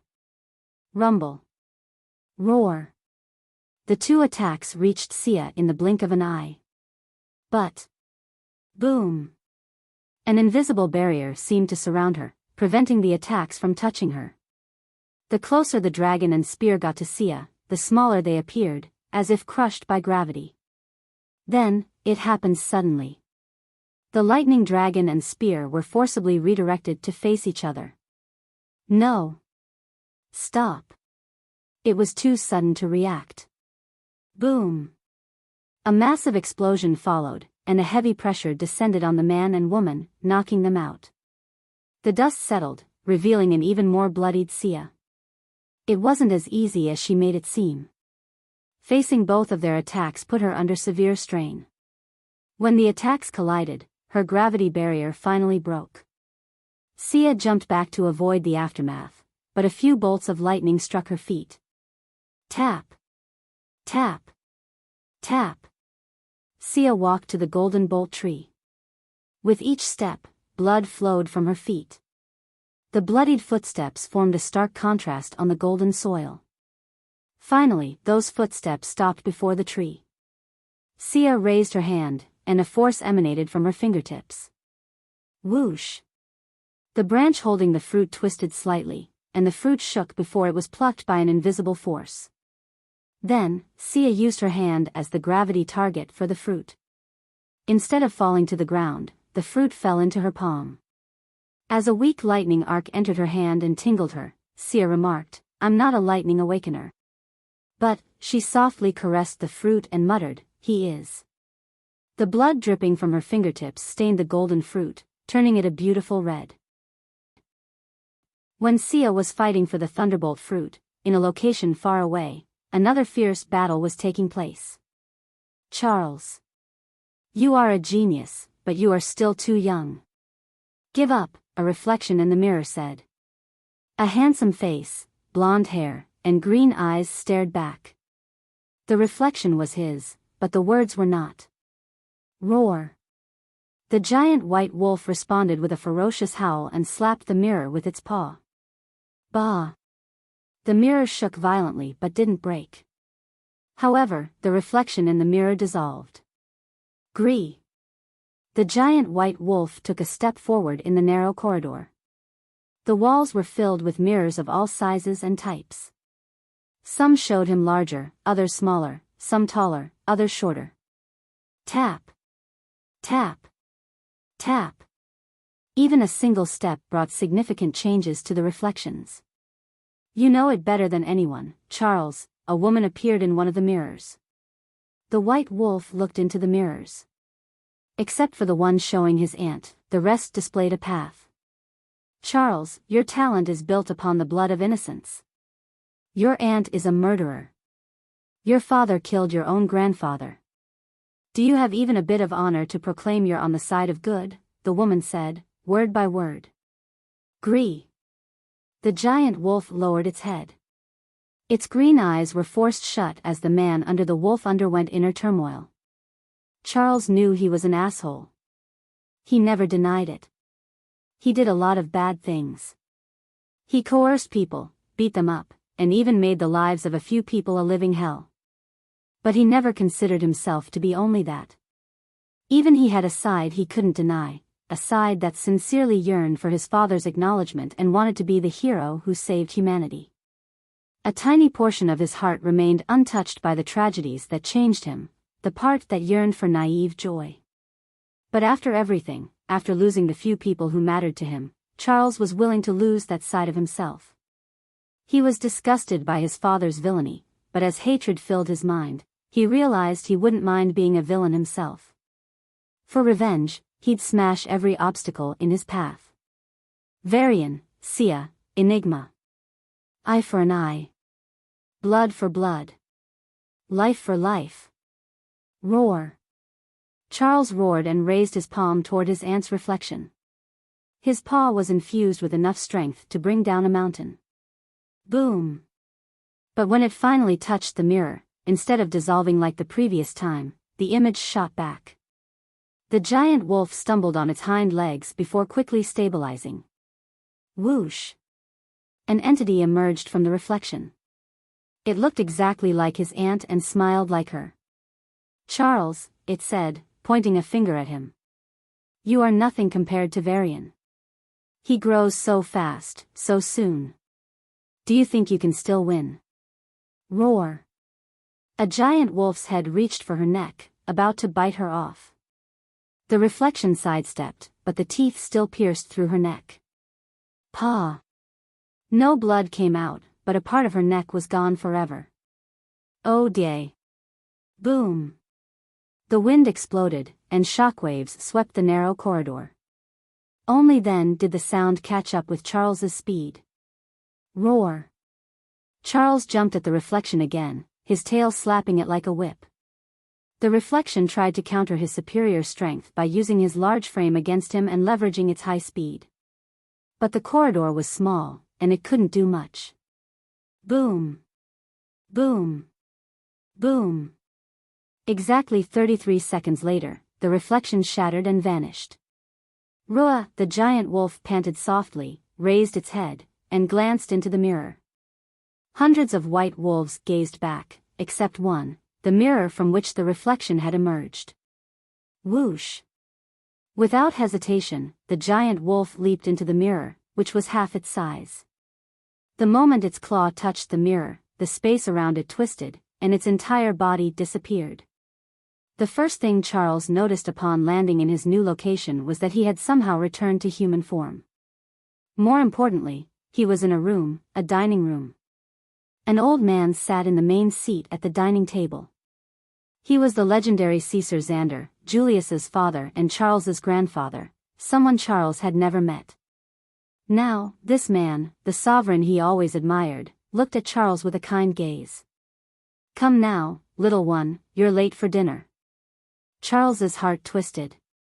His eyes moved to the man sitting to the elder's right, Julius, a handsome middle-aged man.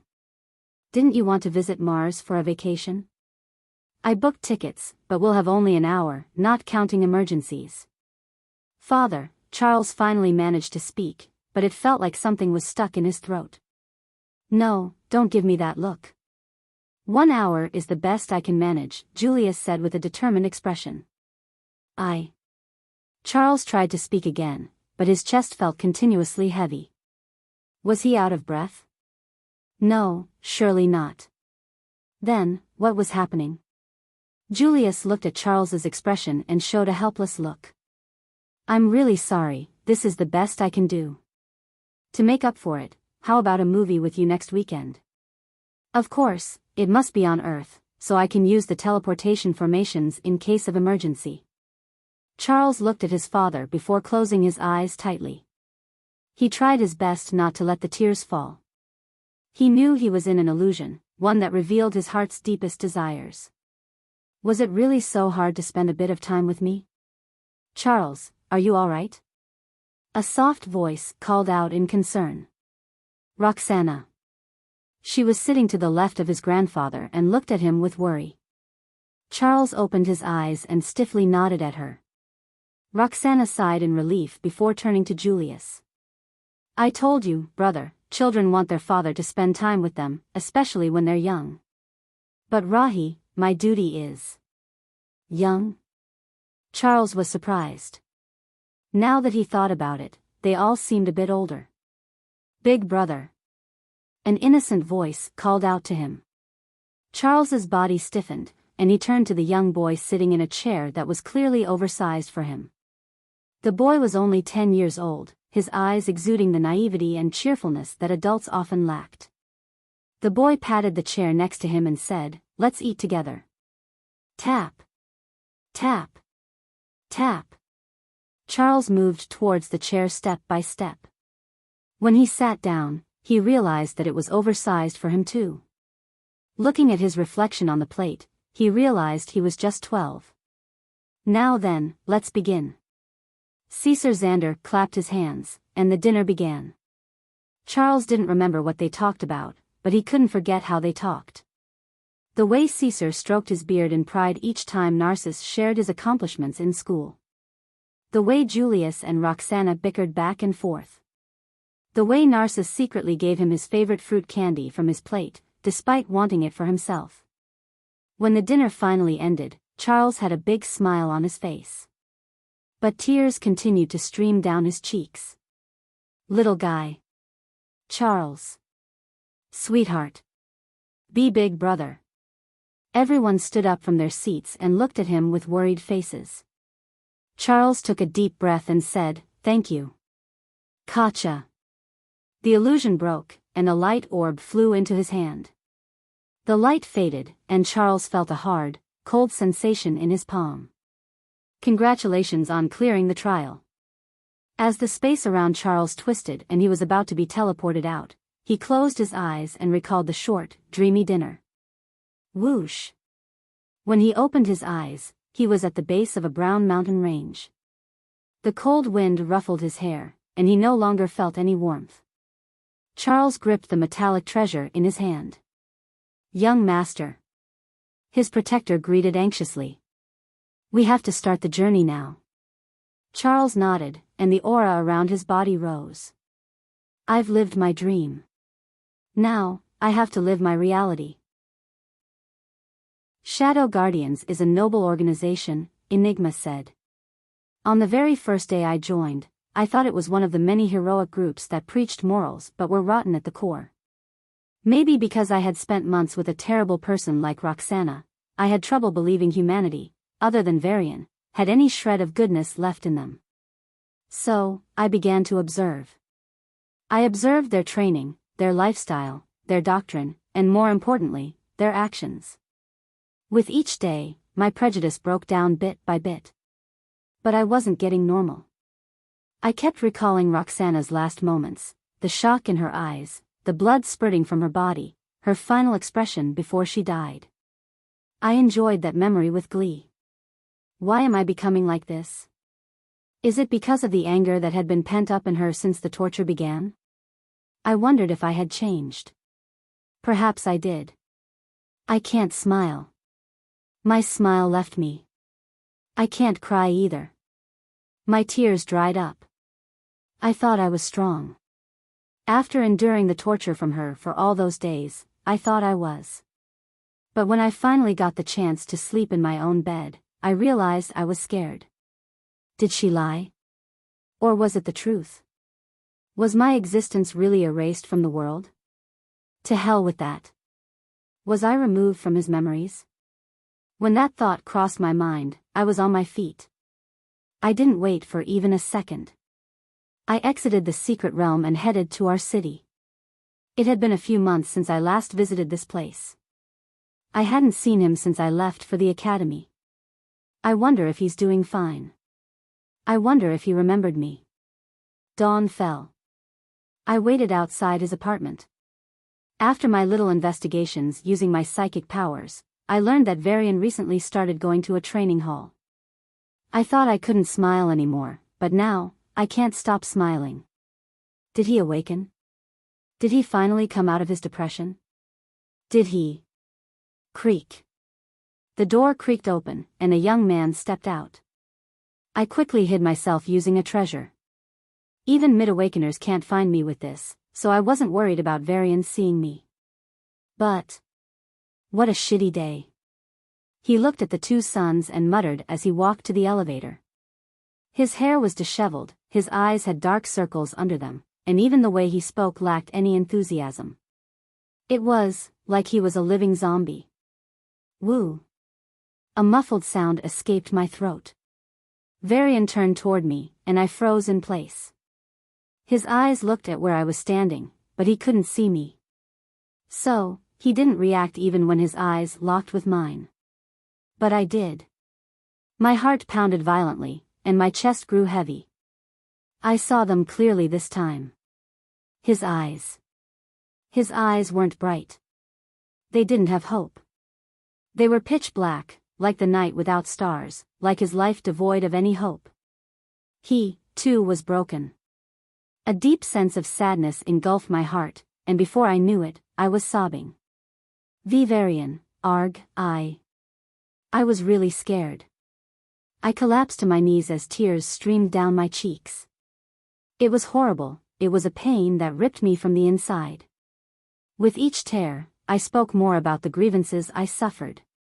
I wish I died multiple times during the torture, but I didn't want to die because of you. I raised my head through my teary eyes and looked at him. At that moment, I felt myself freezing in anticipation. Why did I say those words to him right after we met? For an apology? Revenge? Consolation? No. Because every time I confessed my grievance to him, Varian would hug me tightly and say, "I'm here for you." The warmth of his touch, the affection in his hug, and the resolve in his words were enough. That was all I needed. But Varian looked at my location and muttered, "I felt like I heard something." Then, shaking his head, he turned on the elevator. I stretched my hand toward him, but in the end, I didn't do anything. The disguised treasure silenced my voice as well. I laughed at myself. It was pathetic, but also sad. A treasure that was supposed to help me had silenced my own voice. An image of a man flashed in my mind. Xander. The person I trusted had given me away to the Xanders. Whether it was a treasure or a person, the ones I trusted had betrayed me. Suppressing the negative feelings in my chest, I followed Varian to the training hall. His eyes, which had been indifferent until now, finally showed some emotion. When his fist met his opponent's, when the skin on his fist broke along with the other man's and their blood splashed into the air, I saw it. He finally smiled. Ha ha ha. He laughed like a madman and followed up with another punch. Throughout the fight, as flesh met flesh and bone clashed with bone, he kept smiling. But it wasn't the gentle smile I knew. It was the smile of an addict, the smile of a man who found the joy of life in fighting. No, it was the smile of a man who escaped his life through fighting. Varian had always seen fighting as a means to his dreams, never as an end. But now, he treated fighting as the most important thing. It was the only thing in his life. I couldn't bear to watch him anymore and ran out of the training hall. I visited the parks where we used to play. I went to our school. With each place, my memories of him grew deeper. Finally, I visited our old home. That's where many of our memories lay. Now, it was just empty land that no one wanted. I looked at the place where it all began and suppressed the ominous premonition in my heart. I returned to his apartment. I would find out tonight. When he returned, night had fallen. I hadn't even realized the day had passed. But I knew I couldn't stay like this anymore. I needed to confirm whether he still remembered me. So, in front of his apartment door, I placed the one thing I always carried with me. The two figurines, me and Varian, were dressed in casual clothes. The black-haired boy and the brown-haired girl held hands and smiled brightly. Our faces, our clothes, and our smiles, all were real. I looked at the gift again and couldn't help but grip it tighter. When I was at my lowest, when I wished for death, this little thing kept me going. This small gift wouldn't sell for much on the market, but even if it could buy me planets, I would never sell it. It was the symbol of our relationship. I cherished it with my life. So, I was nervous when I placed the figurines at the doorstep. To be precise, I put them at eye level on the door. When Varian returned, I held my breath and watched him reach for his door. When he saw the figurines, he finally paused, and my heart was about to burst out of my ribcage. His eyes showed a bit of confusion, but he quickly grabbed the figurines aggressively. Karif, my voice wasn't heard. What the heck? Varian fiddled with them for a moment before observing the faces of the figurines. His gaze stayed on the boy's face only for a while. After confirming it was the face of his younger self, Varian's expression contorted. His body shook, what I presumed to be in sadness, but, trash. Varian cursed at the figurine. No, he cursed his younger self. You delusional idiot. You worthless fool. You're the reason she's gone. He growled like an injured beast. I flinched and took a step back. I knew he hated himself after her death, but just how much? I wish you were never born. I wanted to console him. Yes, even if I had to expose myself, I didn't want him to live a life of self-loathing. But the moment our distance closed a bit, Varian's body shook violently. And... what the? He started to bleed from his nose. He didn't notice it, but my psychic sense did. It was me. No. That bastard did hit me on the nose once, Varian muttered as his bleeding stopped. I stepped forward again, more lightly this time. With each step, my heart grew heavier. And when I finally closed the distance, I saw it. Varian's body, no, every fiber of his being was shaking as if facing its enemy. What's happening? Varian looked around in confusion. Blood started to leak from his mouth. When I took another step, he began coughing up blood. Cough. Cough. Cough. I gritted my teeth at the sight, but hardening my heart, I moved forward. Arg.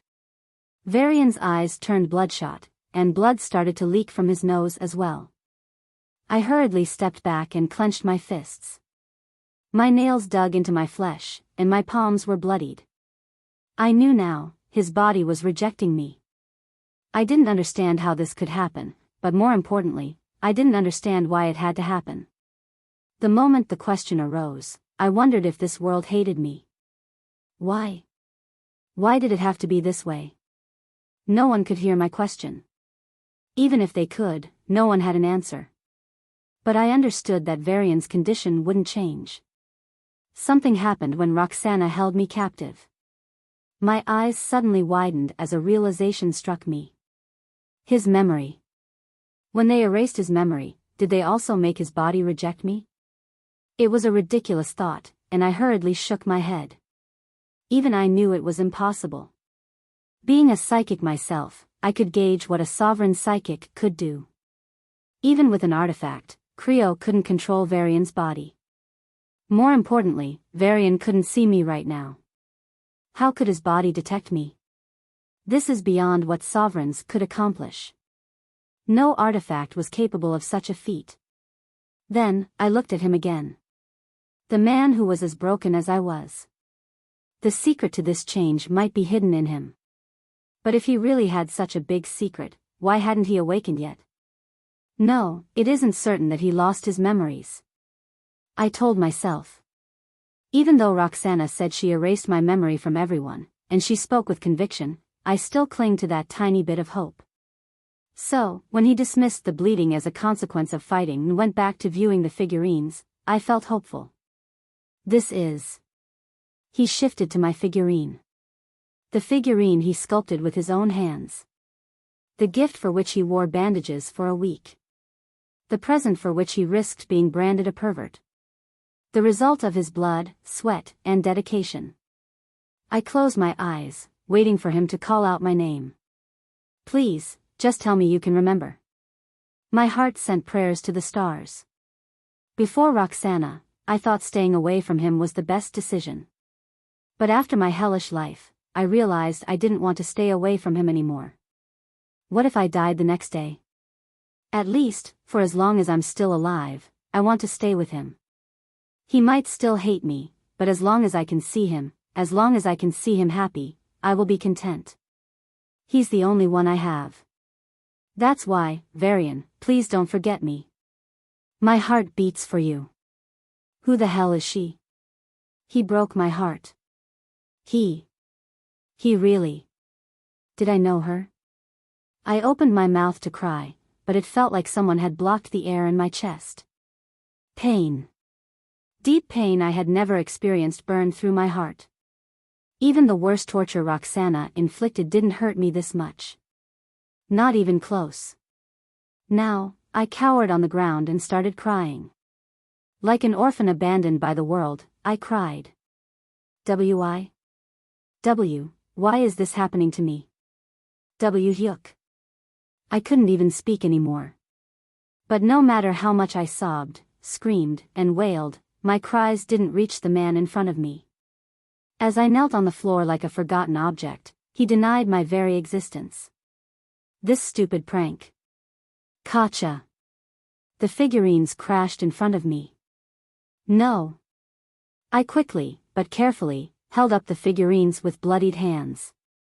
My fingers shook when I touched the blunted edges of the figurine. It was damaged. The figurines that symbolized our bond, damaged. For the first time, I was angry. I glared at him and wanted to ask him to apologize. Varian, creak. But he shut the door on my face. No. He didn't even know I was crying. He didn't even know about the figurines. He didn't even know I existed. I froze. I looked at the figurine again. My body started shaking as my eyes turned red. The figurines were supposed to be holding hands, but now their hands were broken. Our relationship, which I cherished, the bond that kept me going through even the worst of my days. Arg. It finally hit me. Everything we built, shared, and cherished. It was all gone. Early morning, 34th of Tryon month, Tryon ruins. It was a world covered in white. As far as the eye could see, and even beyond, snow enveloped the land. Tap. Tap. Tap. Snowflakes danced in the air as the feet of a beast stepped on the snow and moved forward. Each time the beast landed, it advanced a few miles.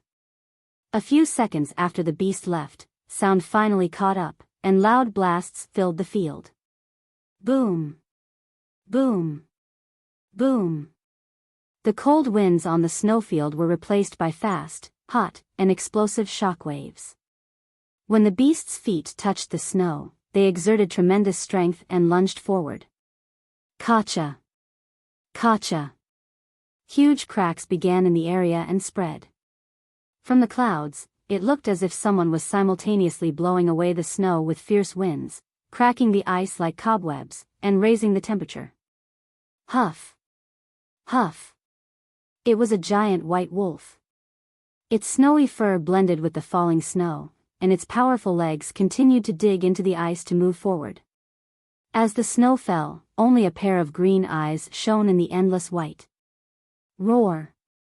The giant wolf finally reached the end of the snow. The white ended, and the green began. It started as tiny sprouts here and there until everything under the sky was filled with green plants. Roar! Charles continued to run.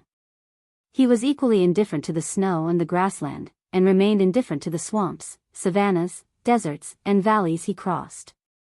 But he couldn't remain indifferent after reaching the ruler's abode.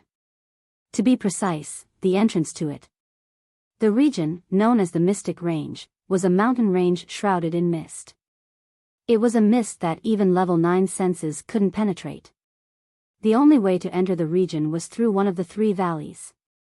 Drip. Drip. Drip. It was raining. The raindrops were cold and infused with water mana. The sky glowed blue as the rain poured down. When the raindrops touched the mist covering the mountains, they bounced back and fell on the awakeners standing in front of the 3 valleys. Charles stood in front of one of these valleys. Behind him, his team of 10 level 8s stood quietly. Their mana barriers couldn't stop the rain, which passed through and drenched them. The water mana entering their bodies made them uncomfortable, like an itch that couldn't be scratched. In fact, it felt like an itch all over. But no one made a sound. By the time they arrived, Charles had already been waiting in the rain for 30 minutes. The young master of the Xanders looked at the open valley with his hands behind his back. The mist that covered the mountain range was absent at the valley entrance, so the pebble-strewn path was clearly visible. Among the brown and black pebbles, there were peculiar whites. They weren't pebbles. How many? Charles asked in a neutral tone. 27 princes and princesses died last year, one of his team members replied. I see, Charles said, his eyes narrowing as his vision focused deeper into the valley. Ignoring the bones, it was a normal valley. Grass covered the slopes, and trees, both small and large, were scattered across. Several small streams flowed down the slopes, forming a river that extended into the horizon. The river's flow clashed against the pebbles, creating a harmonious sound of nature that resonated in the valley. Along the river, flower beds sprang up, painting a beautiful picture. The valley was as beautiful as it could be. But that was only half the picture. The river was filled with water beasts, the pebbles were actually stone creatures, the trees were morphers, and the flowers had powers ranging from fire awakeners to psychics. 27 died to these monsters? Charles snickered. It was the pressure that killed most of them, not the monsters, Hera, his newest subordinate, replied. Pressure, huh? Charles nodded lightly and stepped forward. As he took another step, the awakeners standing in front of the 3 valley entrances turned their gazes toward him. The crowd consisted of level 7s, 8s, and even 9s. It was a small group. Some had no keys and were waiting for their teams to bring them one, while others had secured the keys and were waiting for their teams. Of course, this also meant that weaker awakeners, like level 7s and 8s, were exposed to strong level 9s who had no keys. It was a perfect setup for bullying and snatching keys from the weaker ones. But nothing happened. The level 9s were strictly warned against such actions by the army. Most of the keys need to be won in open areas. You already have an overwhelming advantage there. The level 8s and 7s can only win keys from the level-restricted areas. If you still snatch the keys from them, how can any of them grow? If we do that to our geniuses, we will kill our future. It was a bitter truth, but it was true. So, begrudgingly, most level 9s agreed. The rest were forced to agree. Thus, the crowd here was relatively peaceful, with no fights. Of course, fighting within the same level still occurred. But with Charles's appearance, they all paused. Hey, is that Charles? Isn't he level 6? How dare he come here? Arrogant. Not many people knew he had advanced. Fuck. This guy is too strong. He knocked out Prince Adios with a single kick. What? Trust me, he took down 10 princes all by himself. There were also those who knew.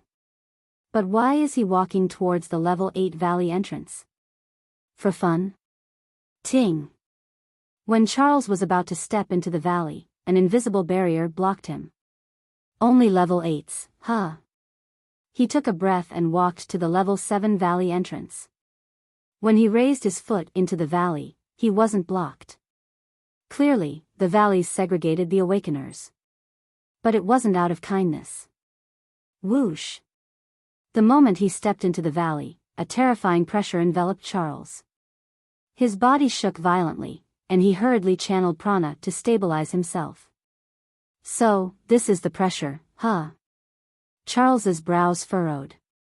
It wasn't a normal obstacle. It was pressure from the aura, something beyond what even a sovereign could achieve. This was why the valleys segregated awakeners based on their levels. If they all went through the same path, the mere pressure on a level 9 would be enough to kill most level 7s. Huff. Huff. Charles breathed in and out as he slowly got the hang of the environment. His prana slowed down considerably, and he could feel his strength dropping under this pressure. But it doesn't matter. I can do it. Charles had unshakable confidence in himself. Young master. His team called out. Charles turned around and looked at them. After 2 days of work, they found a few treasures that could break disguises. But the treasure he got from the mirror house was the best. Let's meet at the ruler's abode. Charles waved at his team and nodded at the level 9 robed man in the distance. The robed man nodded. Now then, Charles turned around and looked ahead with brimming confidence. If there were no aura pressure and no monsters, he would have reached the ruler's abode in 1 hour. Even with monsters, he would have taken at most 3 days. But with the added aura pressure, he needed a staggering 11 days. However, Charles wasn't intimidated. Some level 7s needed a whopping 20 days for the same journey, making him one of the fastest among his peers. With the consolidation of his strength and practice in the mirror house, he could now fully control his power. He was confident of defeating any typical high-level 7. Ruler's abode, here I come. He channeled his prana. Whoosh! Prana exploded from his body, and he transformed into a giant white wolf. Roar! The journey began. The evening of the 34th, Scion month. The first day of Charles's journey was coming to an end, while it was the second day for Varian. Compared to Charles, Varian estimated he needed 1 more day for the journey, so he entered the valley on the 33rd. Now, the second day was also ending for Varian. Once he entered the valley, the narrow passage expanded, and multiple paths appeared. Varian randomly chose a path and continued forward. Like every other path, this one also displayed the same natural beauty, a serene river, evergreen trees, and colorful flowers. Under the moonlight, it formed a picturesque scene reminiscent of a fairy tale. But instead of the soft white moonlight, it was an eerie red moonlight. As the world lit up under the red light, Varian stopped by the river. He crouched on the pebbles and looked at the river's surface.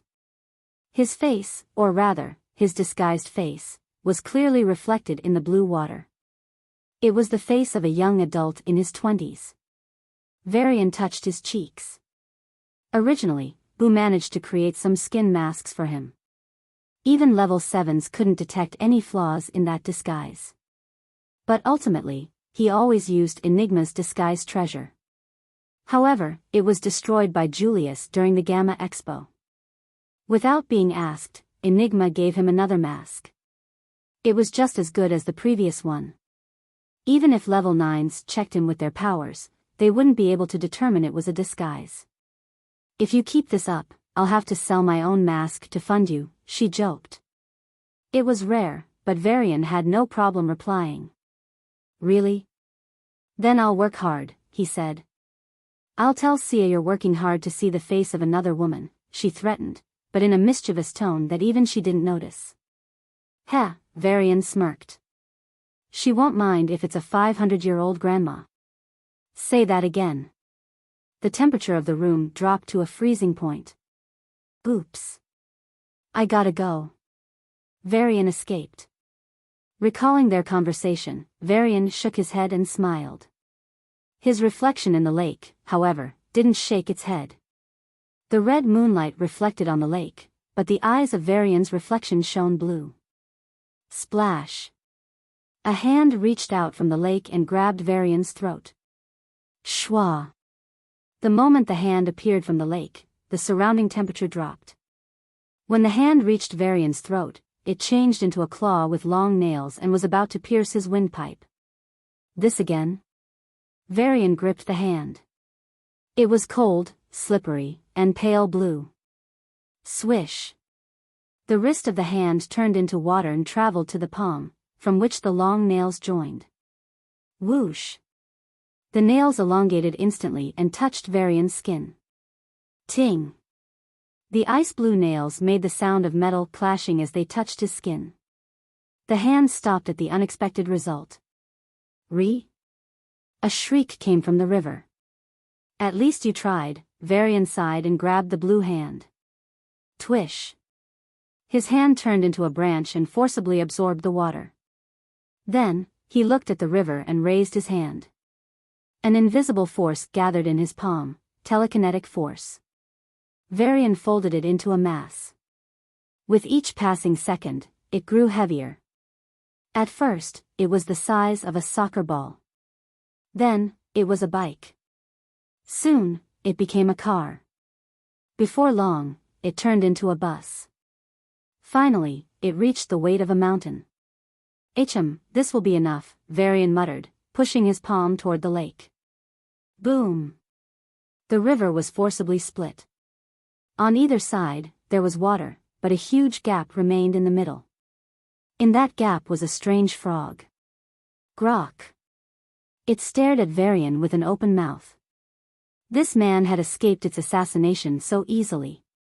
His strength was on a different level. As the creature's instincts warned of impending death, its senses told it not to worry. The water on both sides was about to join. The creature knew this and cheered happily. Once in the water, it could escape easily. In other words, it could escape before Varian arrived. Boom! Gotcha! But Varian didn't even flinch. He simply snapped his fingers, and the space around the frog-like creature blasted into pieces. Grok! It croaked and created a water shield around itself. Then, it quickly elementalized into water. The chaotic space currents shattered its water shield, but dealt only minor damage to the elementalized frog. Heh! Varian tapped a finger into the air. Zop! A lightning net enveloped the water and began evaporating it. Grok! The frog-like creature couldn't bear it and reverted to its physical form.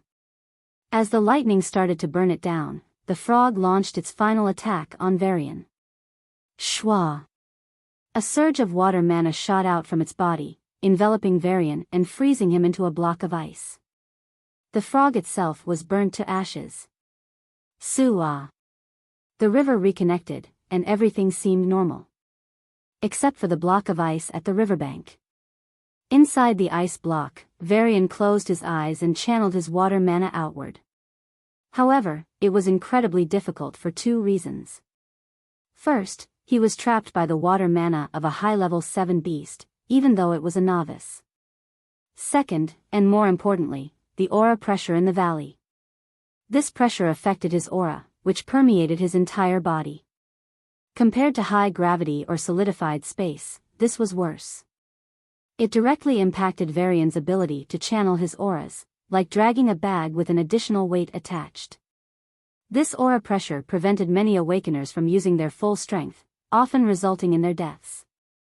But this is an excellent training opportunity. Varian's eyes gleamed in the ice block as his water mana slowly seeped into it, gradually covering the entire block. This seemingly normal operation was much harder here. Whoosh! Varian's water mana clashed with the water mana in the ice, left behind by the frog. It seemed a tug of war was about to unfold between the two mana. Although the frog's water mana had no more source, its inherent strength made it high in both quality and quantity. In contrast, Varian's water mana lacked in both. But, I know how to handle this kind of situation. The experience came from clearing his memory fog daily. Instead of waging an all-out war, Varian started chipping away at the sides. When faced with an unmoving, unintelligent enemy, this was an excellent method. SSSC. The ice began to slowly melt. More. Varian could have broken it apart if he wished, but he chose this approach for a good reason. Whoosh. Mana mobility was difficult under this pressure. But instead of despairing, Varian used it to hone his water mana by pitting it against foreign water mana. To give an analogy, it would be like exercising to increase muscle, but under a higher, yet tolerable gravity. SSSC. When the last bit of ice melted, the effort paid off. Plus 500 XP, Varian sighed in relief. His current level wasn't enough. Sia might be a high level 7. I need to at least match her. Varian clenched his fists and vowed to himself. It was then, roar. Crow. Dre. A weird-looking tree with its branches waving around, a humanoid monster made of pebbles, and a flower that gave off lightning arcs surrounded him. Varian laughed. This is going to be fun. On the 35th of Tryon month, in the Tryon ruins, a cold region far from the ruler's abode, snow covered every inch of the land as far as the eye could see. Mountains, trees, and rocks were all blanketed in white. The world was a canvas of pure, unblemished snow.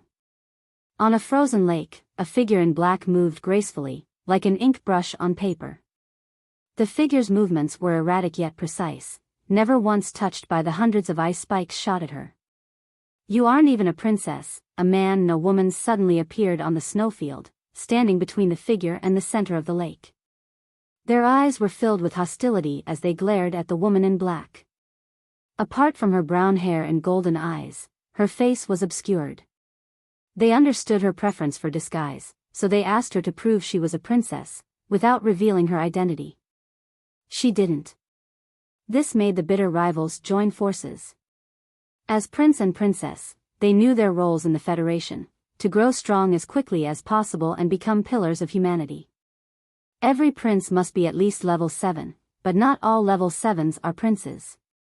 The same applied to levels 8 and 9. Therefore, when it came to distributing rare items, priority was given to princes and princesses, as they had the talent and would be more beneficial to the Federation in the long run.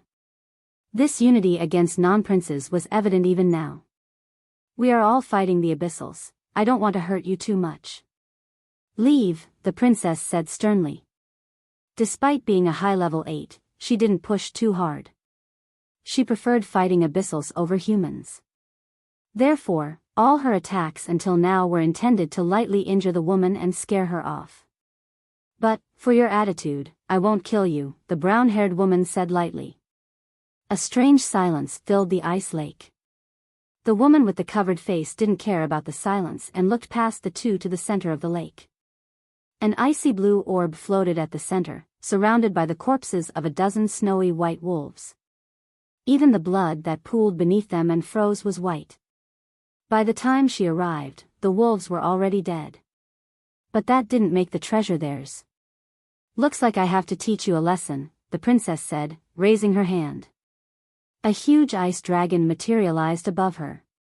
The prince beside her followed, and an ice wheel with spikes manifested. The woman looked into their eyes. Her golden eyes shone. Then, "Huh? Where did she go?" The prince and princess panicked as they looked around. "As I said, I won't kill you," the woman's voice came from behind them, sending a chill down their spines and stiffening their bodies. But I really need it for a secret mission," the princess gritted her teeth. She wasn't lying. To maximize her chances of success for a dangerous mission next month, she needed the treasure. The same went for the prince who was fighting her. He, too, had a perilous mission. Since the woman was stronger than they had thought, they hoped she would consider the bigger picture. "I understand," the woman said, and their eyes lit up. "Thank why. Good luck to you both." Whoosh! The sound of the wind breaking resounded in the ice plains, leaving the prince and princess standing dumbfounded. When they turned around, she was gone. As she jumped from one snow mountain to another, Sia checked her storage ring. He awakened in the water path too. She shook her head, as if it were a headache, but the brightness in her eyes revealed her genuine happiness. "Now, the next item is..." Sia recalled the paths Varian had awakened in and decided on her destination. As she exited the ice fields, the princess's words came to mind. "Dangerous mission, huh?" She shook her head. These princes and princesses did face a lot of dangers, but nothing compared to the Shadow Guardians. "I wish Roxanna had been tortured to death instead of the simple death she received. But that wasn't in my hands. After Roxanna, I was lost. I wanted to see Varian, but Enigma stopped me. Your mental state isn't stable." "Haha. I feel fine, except for my wish to have tortured Roxanna worse than she tortured me. Wanting to inflict that pain on someone else. I clearly am not fine. I use my mind power to control myself, but I keep having nightmares about the torture. So, instead of going to Varian right away, I followed Enigma's advice and joined the Shadow Guardians. It was a way to repay them while regaining my sanity. Since I had to take care of myself, I decided to avoid everything else. But one thing I couldn't avoid was seeing Enigma. It was my first time observing her. It felt strange. I didn't know much about her, but she knew a lot about me. The misgivings I had toward her weren't entirely resolved, but during my time under Roxanna, I think I was able to empathize with Enigma more. The loneliness, the pain, the dejection, knowing that someone had experienced what I went through strengthened our bond. She was pitiful too. So, when she finally had the chance to take control of her life, I watched from the sidelines.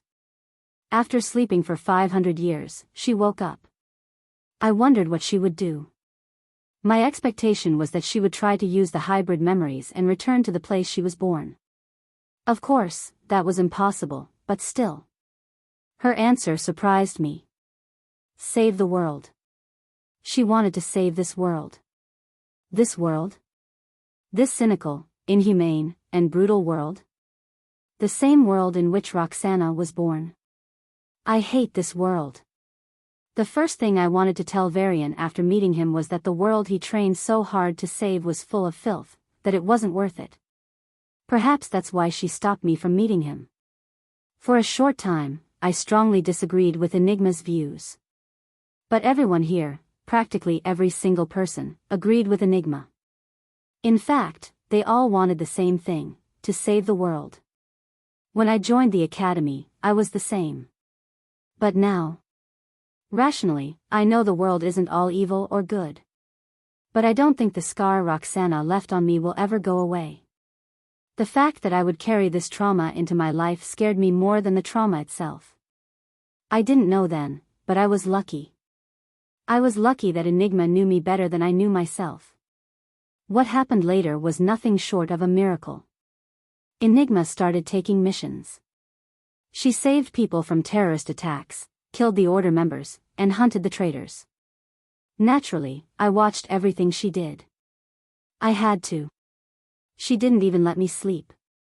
I saw the suffering of innocent humans. I saw the vileness of humans, people as evil as Roxanna. But I also saw the good. Heroes who worked in the shadows. They received no recognition, money, or benefits for their actions. Instead, all they got was the risk of being killed during one of their missions. Even if they died, the world wouldn't acknowledge their sacrifice. But they threw themselves into danger with smiles on their faces. It was unbelievable. When I think of heroes, it was always the ones known throughout the world for their deeds. The articles Varian posted in his room were all about such famous heroes. But heroes like these. After seeing them, I can no longer call this world full of filth. Indeed, the world has many bad people, but it also has many good people.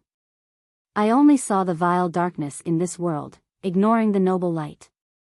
The more time Enigma spent with them, the more I learned about a side of this world I never knew. It was the same for Enigma.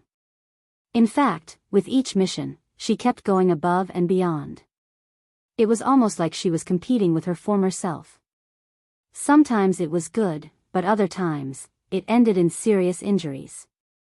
I asked her why she was so persistent. This isn't her war in the first place. While she lived here, she didn't wake up until recently. So, I wondered why she went so far for a place and people she had no connection to. I think I know why. For him. Since he gave up on his dream of saving the world, she'd do it in his stead. Or that's what I thought. As the sun's rays painted the sky orange, Enigma muttered under her breath, "Beautiful." Aha. I was wrong. No, I was half right. While Varian was a major part of her reason, the biggest reason was herself. Enigma genuinely wanted to save this world. It was ironic. Having lived almost all my life believing I would help Varian achieve his dream, my opinion took an opposite turn after Roxanna. But Enigma, she lived a life worse than mine. Yet, she held a positive view of the world.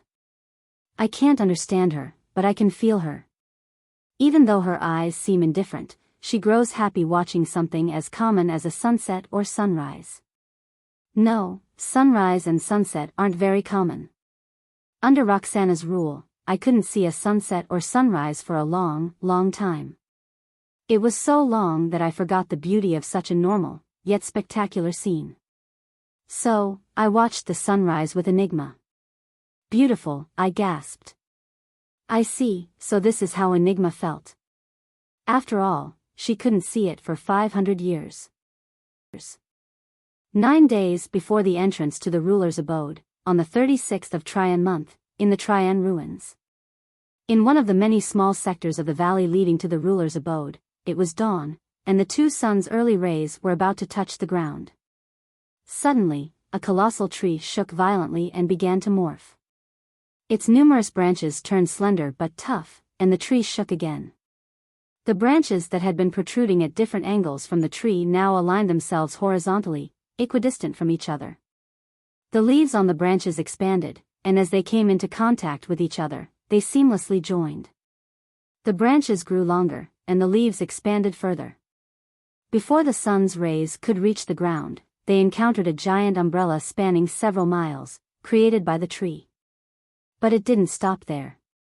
The sunlight was absorbed by the leaves, and a purple light shone over the area beneath the umbrella. This purple light covered a small part of the river and a large part of the flower beds growing along the riverbank. When the purple light touched the flowers, they shook violently. What was that? Varian muttered under his breath as the purple light shone on him. The moment he came into contact with it, he understood that it wasn't just light. The overflowing prana indicated that it was a product of the giant umbrella tree. The reason it released this mysterious prana. Varian tilted his head to the side. A thin cut appeared on his cheek, and it began to bleed. That was awfully close. Varian's guard rose, and his mental sense scanned his surroundings. The purple light continued to shine on the flowers as the tree blocked the... Huh? Varian turned around and raised an eyebrow. Everything he could see, even for dozens of miles, had turned purple. Raising his head, he frowned. The umbrella seemed to stretch into the horizon, covering every area he could see. There's a problem, Varian clenched his fists. Whoosh! The air was sliced apart as another small object shot at him with terrifying speed.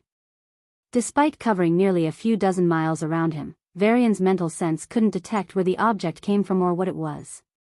But why? Perhaps the attack came from outside his range, but what about identifying the object? Varian sidestepped and avoided it, but the sleeve of his right hand was cut. The same question kept ringing in Varian's mind, even when it's so close, why can't my mental sense detect the object? It was impossible, unless... Varian's eyes widened, and his psychic power spread out. Then, like a mirror cracking, the world fractured and broke apart. In the blink of an eye, Varian found himself back in the state where the umbrella tree covered only a few miles. Naturally, the purple light also spread only a few miles. Whoosh! Before he could think further, the sound of rough air reached him. Varian turned and avoided the attack. This time, his mental sense was able to accurately discern the object. It was a flower petal. I guessed it. Varian's eyes shifted to the thousands of flowers under the purple light. He kicked the ground and reached the flowers in an instant. Zap! A spherical lightning bomb appeared in his hand, and as he was about to smash them to smithereens, the world shook.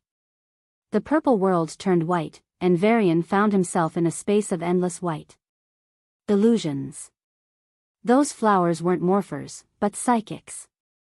They were bringing him to an illusory world to lower his guard in real life, and then, whoosh! Varian rolled to the right, avoiding an object that was about to pierce his throat. As expected, once inside the illusion, he couldn't detect the attacks. Whoosh! Whoosh! Whoosh!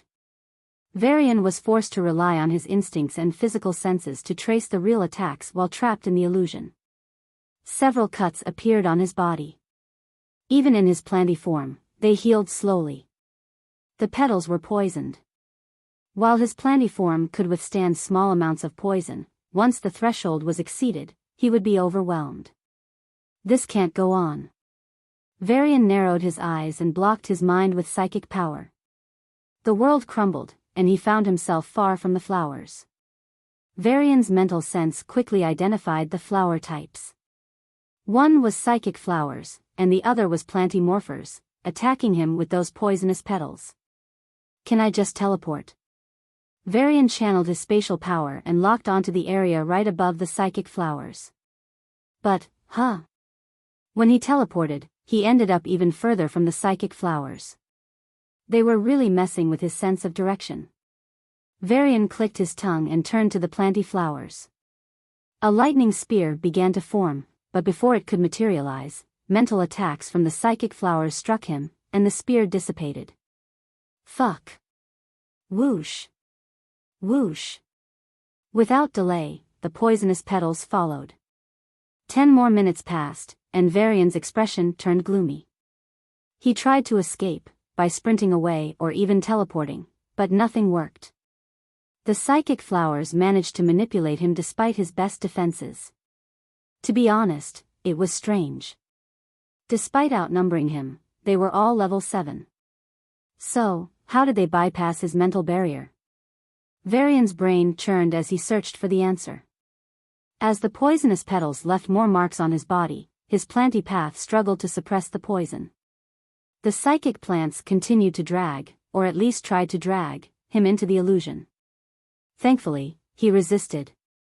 However, with each passing second, it became harder to destroy the plants. Dying under this purple light, fuck it. He thought, then suddenly froze. With a fierce killing intent, he looked up at the sky. The tree's umbrella was emitting a purple light, most of which fell on the flowers. Yes. Varian sprinted to the flowers, and as before, the world twisted and started to turn white. Then, boom. Varian kicked the ground and jumped to the other side. The illusion worlds disappeared, and the psychic pressure stagnated, as if his action had shocked them.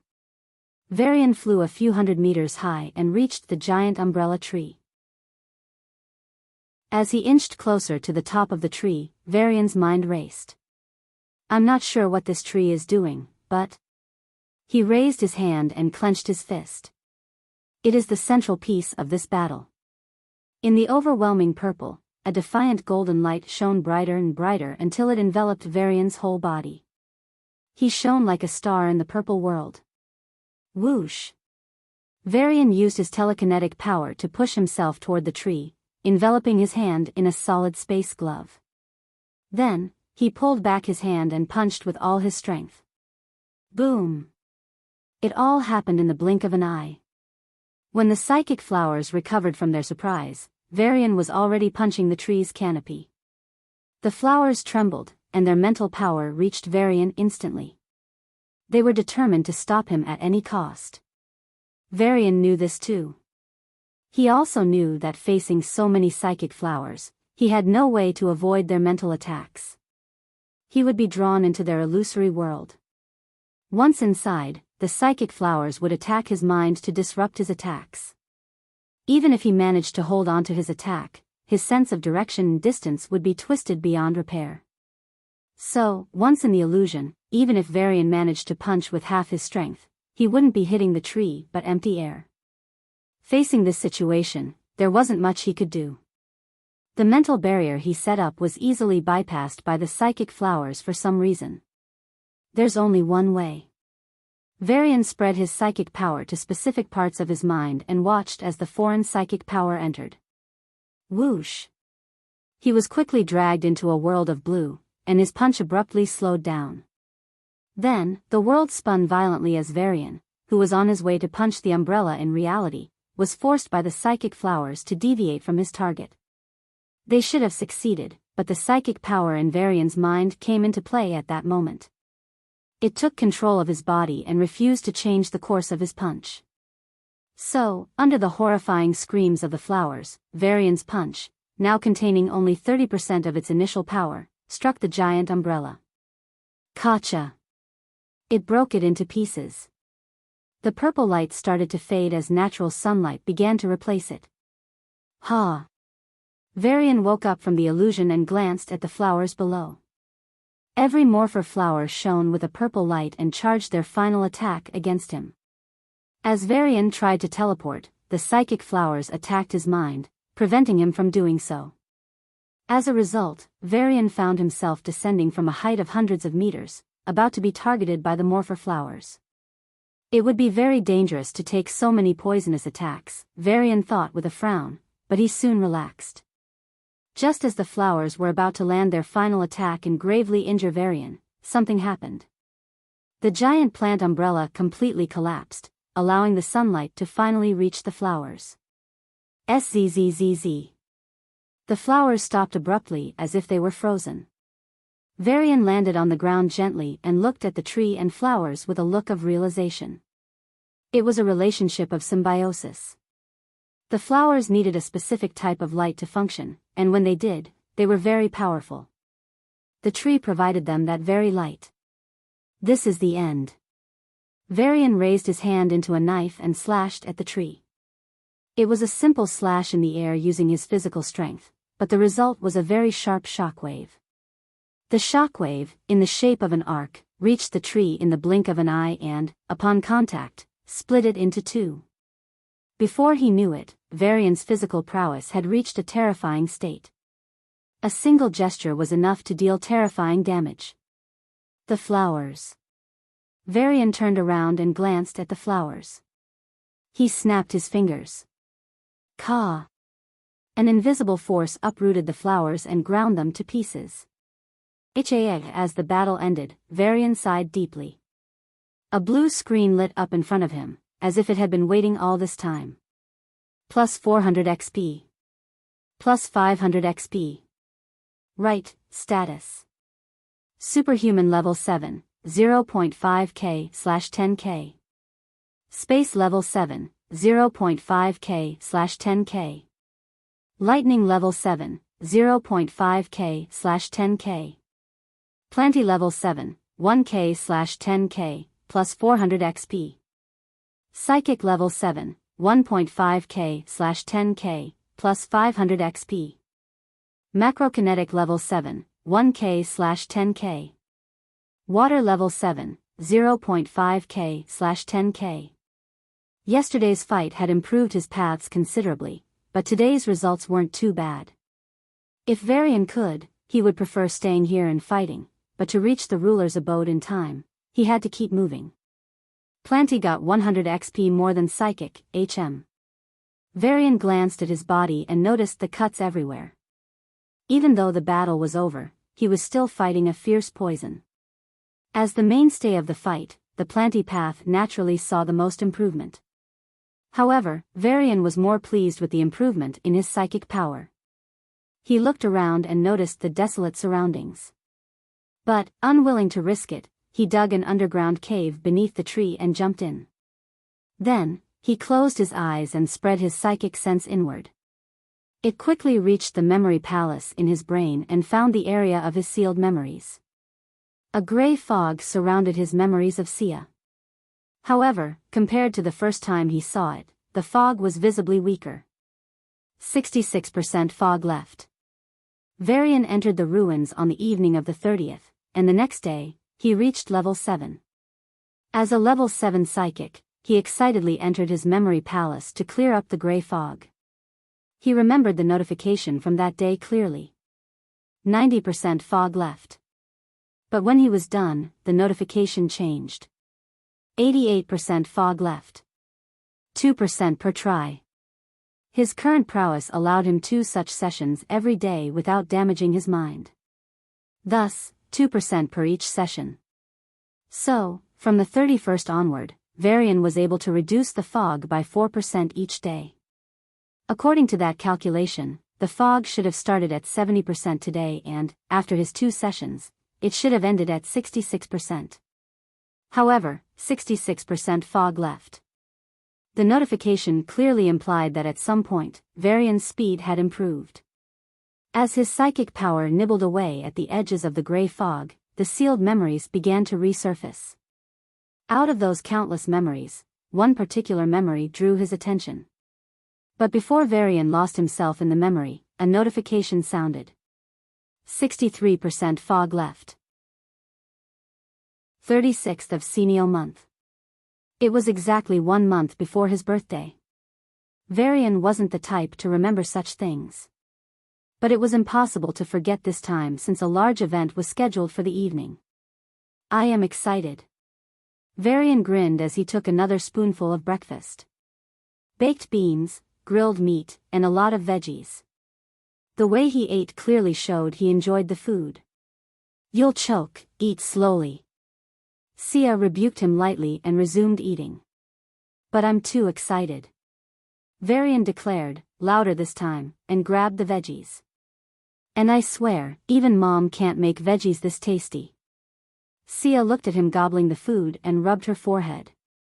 I swear, your excitement can be overwhelming. Hee hee. Varian smiled and got up. Then, as if chased by a monster, he ran to his room. Ta! Ta! The sound of rummaging through old items echoed in the small home. Hey, the juice! Sia shouted in annoyance. I'm fine, let's go. Varian stuck his head out of his room and gave her a thumbs up. You're not. Sia put her hands on her hips and bellowed. Your ligament tore in yesterday's battle. If you don't drink this today, it'll take a lot longer to heal. Fine, fine. Varian dashed toward the dining room, grabbed the juice, and drank it in one gulp. Ha! He exhaled and rubbed his mouth with the back of his hand. Then, he looked at Sia with shining eyes and said, let's go. Sia seemed a bit nervous but nodded. The two entered the school bus and sat side by side. Hey! Is she really participating? No way she wouldn't. You know what, our principal personally invited her. She's a genius. The students' discussions centered around the brown-haired woman sitting near the back in the window seat. She looked out the window, ignoring their gossip, even though she could hear it all. On the other hand, the one she was paying attention to was uncharacteristically listening to the conversations with a beaming smile. Once they reached the school stadium, Varian held her hand and said, "Don't be nervous." "Then why is your hand shaking?" Sia tilted her head. Varian paused a moment before quickly withdrawing his hand. Ahahaha, with that awkward laughter, he joined the huge audience. There were parents, fellow students, and even guests from the city. Sia took a deep breath and walked to the stage, standing alongside 40 other high school students. She wore a light combat dress of brown and blue, a standard uniform like everyone else on the stage. But the moment she appeared, almost half of the crowd was stunned. The other half wasn't paying attention to her. When the stunned ones recovered, they couldn't stop talking. "She's so pretty. Is this the fabled Phoenix goddess? And she's so strong. I heard she even beat up a third year a few months ago." "Really? She doesn't look like someone who would pick fights." She has a brother who didn't awaken. They bullied him, and she went crazy." "Whoa. High school and still didn't awaken? Sucks to be him. If I were him, I'd just die. There's such a thing as shame." "Ha ha ha. Indeed. He is just dragging her down." Kacha. The sound of wood breaking abruptly halted the gossip. The two women and one man turned around. "What?" A young man sat behind them, holding a placard on his lap. However, the wooden base of the placard was broken, and the sharp edge had pierced his palm, causing it to bleed. "Are you all right?" The young man looked at them with apathetic eyes, then turned his attention back to the stadium. His hand, however, was tightly clenched. The three exchanged glances and fell silent, all thinking the same thing: maybe he is one of her crazy fans. "Now, the Solar Championship begins," a cheerful female voice announced, and the stadium erupted in cheers. "As you all know, this is a Federation-wide event. High school students from across the Federation will participate in the championship." Varian wiped the blood from his palm and listened intently to the announcer. "In the preliminaries, you need to be one of the 3 players from your school. In the first round, you'll face off against other schools in the city. In the second round, you'll fight geniuses from 10 cities before advancing to 100 cities. Finally, you'll battle the brightest geniuses on Earth." Varian took a deep breath and calmed his agitated emotions. He truly wished he could participate. He wanted to fight his way through thousands of geniuses before facing the very best. To have the power to end the war, he needed to be at least that strong. That was what he believed, and that was why he dedicated himself to training. "But, I am only a spectator." He lowered his head, accepting the bitter truth. At least, his desolate eyes slowly returned to normal, and he relaxed his clenched fist. His gaze shifted to the brown-haired girl on the stage, and he breathed out. "At least she is participating. I'm happy for her." It was painful that he didn't have any chances. But the fact that Sia had such opportunities was soothing. The champions of Earth will clash against the champions of other planets. "Do you know the rewards?" The host's enthusiasm rose with each sentence. The audience, too, was hooked by the word rewards and fell silent. Even though they knew it already, they still wanted to hear it from an authority figure. "You will be directly admitted to the top military academies. Not just that, you will also likely be taken in as a pupil or even an apprentice by a high awakener." Varian gulped, feeling a sense of longing. He really wanted to join the academies. The absolute top performers will be invited to the solar banquet and meet the best juniors and seniors, including the sovereigns. Whoa! The stadium erupted in excitement. Varian looked on nervously as the first match began.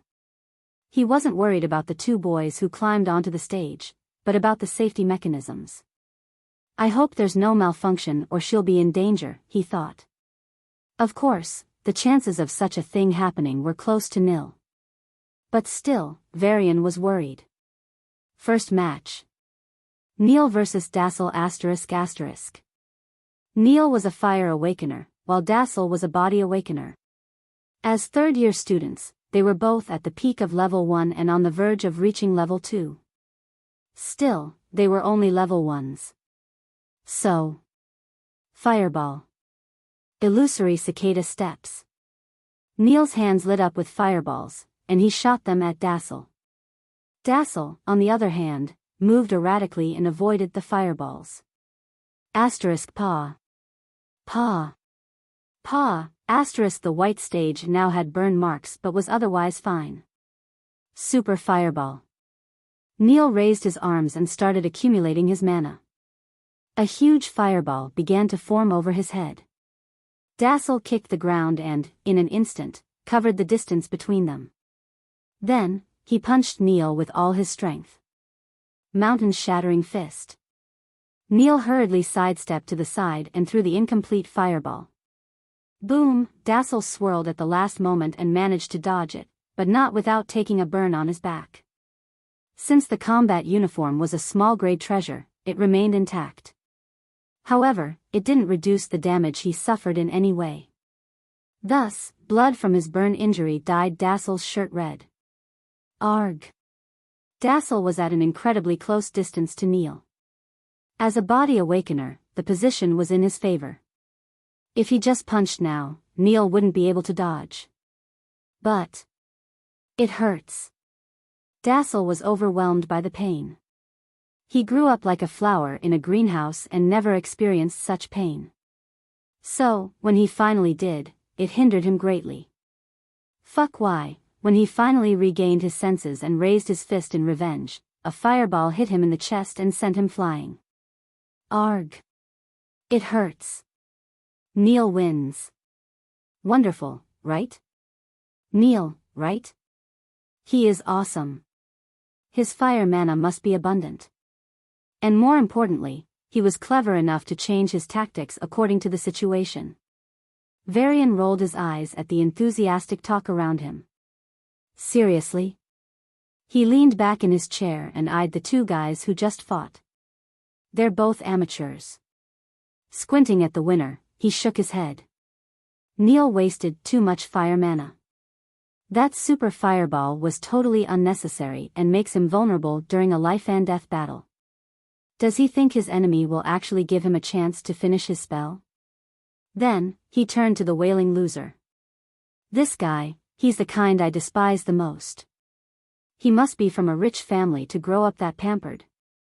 The stage isn't too large. So, as a body awakener, he could have taken advantage of his superior senses and physical stats. The moment Neil aimed at him, he should have dodged and closed the distance through erratic steps. Then, feign an attack to let Neil misfire his super ball before punching Neil in the chest and knocking him off.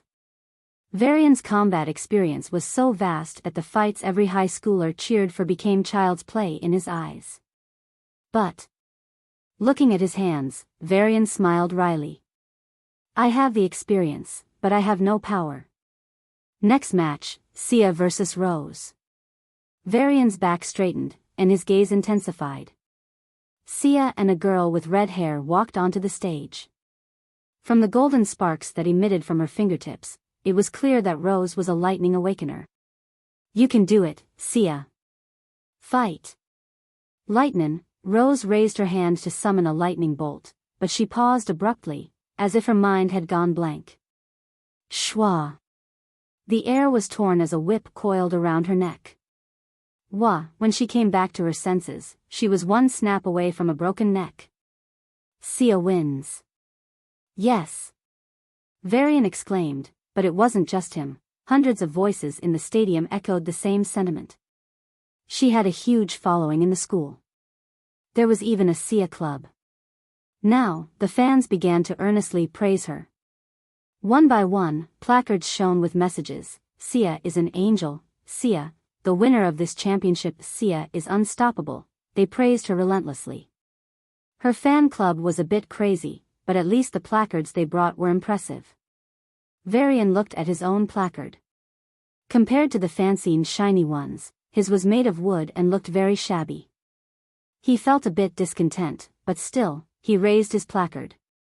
When she won the first match, he was holding up the placard. When she won the second match with light injuries, the placard still stood. Then the third, then the fourth, and even when the final match was done, the placard was still held up. Unlike the others, Varian was no awakener. Yet, he held it up from morning till evening. The people around him who noticed this were amazed. They thought he was a level 1, but even for a level 1, this wasn't an easy task. After the final match, Sia held her injured arm and walked to the platform. The selected 3 are Viner, Mackie, and Sia. The host announced, and the audience cheered. Sia's gaze wandered to the audience. "Love you, Sia. Marry me, goddess. I inherited hundreds of millions of CP, marry me." There were all kinds of confessions. "You are the best, Sia. Champion Sia. Unstoppable." There were all kinds of praises. "You cheater. Did you bribe the principal? You only got easy opponents. You vixen. You got nothing except for that face and body." There were all kinds of accusations. Sia's eyes were weary, and she was tired. But she kept looking. Where? Her eyes moved eagerly. In this vast crowd. Her gaze burned with anticipation. "Are you?" She finally paused on a shabby wooden placard. "Found you." His words were neither a confession nor praise, surely not an accusation. It was a prayer. "Sia, please stay safe." Sia smiled brightly. Her heart melted. On the 37th of Tryon month, in the Tryon ruins, a forest bordered a vast black plain and mountain ranges that resembled a snake. The trees in the forest were tall enough to rival a 10-story building, with leaves that ranged from light violet to extremely dark. The shading of the leaves corresponded to their levels. The darker the leaves, the closer they were to peak level 7. As plantimorphers, these trees might seem peaceful from a distance, but they would turn into terrifying enemies if you trespassed their perimeter. Poison, steel-breaking thorns, and adamantium-bending vines. The attacks would overwhelm anyone brave enough to enter the forest. While Violet Woods was the official name of the forest, it was infamously known as the Violet Kennel. Once you get in, there's no way to get out. This was true for all level 7s, only level 8s could venture in, and even then, it was a dangerous area. "The real danger for me is from other awakeners." Sia's eyes glittered with a strange light. As she kicked the ground, her gravity power reversed the gravity from the ground to repulsion. In the next instant, Sia was a few hundred meters above the ground. If she allowed the repulsive gravity to remain, she would continue ascending. At this height, she could see at least half of the forest. The thick canopy of the trees covered the forest like an umbrella, blocking her view of the interior. "I can make an approximate guess." Sia narrowed her eyes and let the repulsion push her even higher. Then, she stretched her hand toward the ground. With a clench of her fist, the direction of gravity changed. The gravity until now had been repulsive and acted in a straight line, so she had ascended in a straight line. But with the application of her power, the gravity tilted. Instead of repelling her in a straight line, the earth ruins started repelling her at an angle. To Sia, it felt like someone was pushing her in the direction she wanted. So, she reached a position right above the center of the forest, nearly a mile above ground level. From this height, she could view the entire forest and roughly determined its center. Tempering Lake. Sia's eyes shone with a strange light. Varian's first path was body, and he was an enhanced awakener.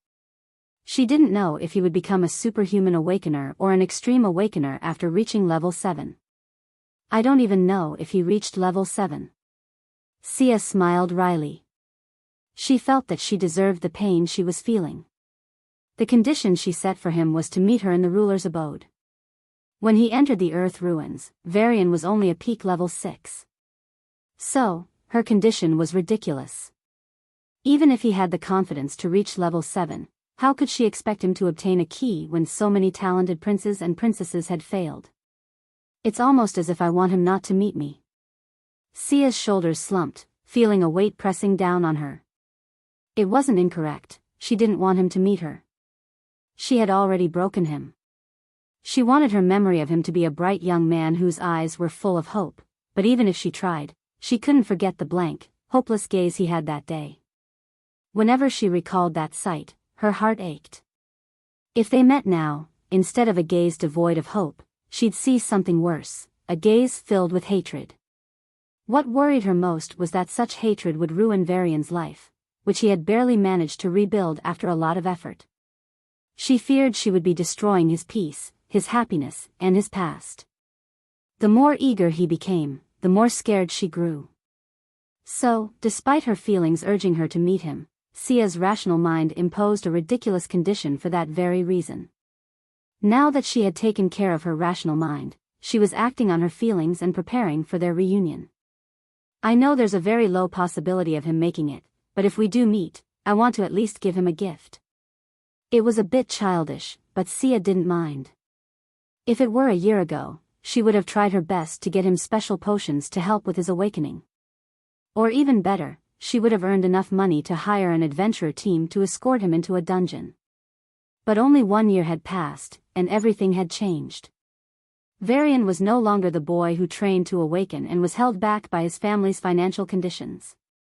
At 18, he was a peak level 6, arguably the strongest of his generation, and undoubtedly the best genius in the entire Federation. More than that, he was the dreamer, a man whose actions had redrawn the power structure of the entire Federation. So, the gift she had to give was naturally different. What he needed most now was strength. And strength she would provide. Sia looked down, and her gravity sense locked onto the center of the forest. The gravity of the ground toward her reversed. Instead of repelling her, the ground attracted her with a force much greater than normal. As a result, Sia descended into the forest in the blink of an eye. If she landed at that high speed, there would be an explosion in the forest, and all the trees would try to kill her, regardless of the cost. Sia wasn't afraid of the trees, but she didn't want a large commotion that could disturb her goal. So, before she landed, she reversed the gravity again and used the repulsion to reduce her speed. After turning gravity back to normal, she landed without much noise. Sia landed in a rather plain area. Compared to the rest of the forest, which was filled with trees, this area had none. "What's your title, princess? Verify your identity." 2 voices rang out as 2 young men looked at her with surprise and caution. Instead of answering, Sia observed the area carefully. There were no usual trees, but there was a red lake with a single tree at its center. The tree's long branches extended, and its thick leaves spread out evenly. These leaves released a drop of blue liquid every few seconds. This blue liquid fell into the red lake and remained blue for a few minutes before turning red. The red liquid from the lake flowed throughout the forest in small streams, reaching all the trees. The trees absorbed the liquid and grew stronger. To protect such a useful resource, the trees acted fiercely if anyone entered the forbidden region. "What did you do to stop the trees from attacking?" Sia asked, her sweet voice tinged with authority. "You think we'll give away our secrets?" The first young man sneered, and his arms turned into branches. "This resource is ours." The second young man pointed to the tree. "Since you covet it, I'll need to teach you a lesson." With those words, he raised a red hammer engraved with runes. "Very well." With a snap of her finger, 100 spears appeared behind Sia.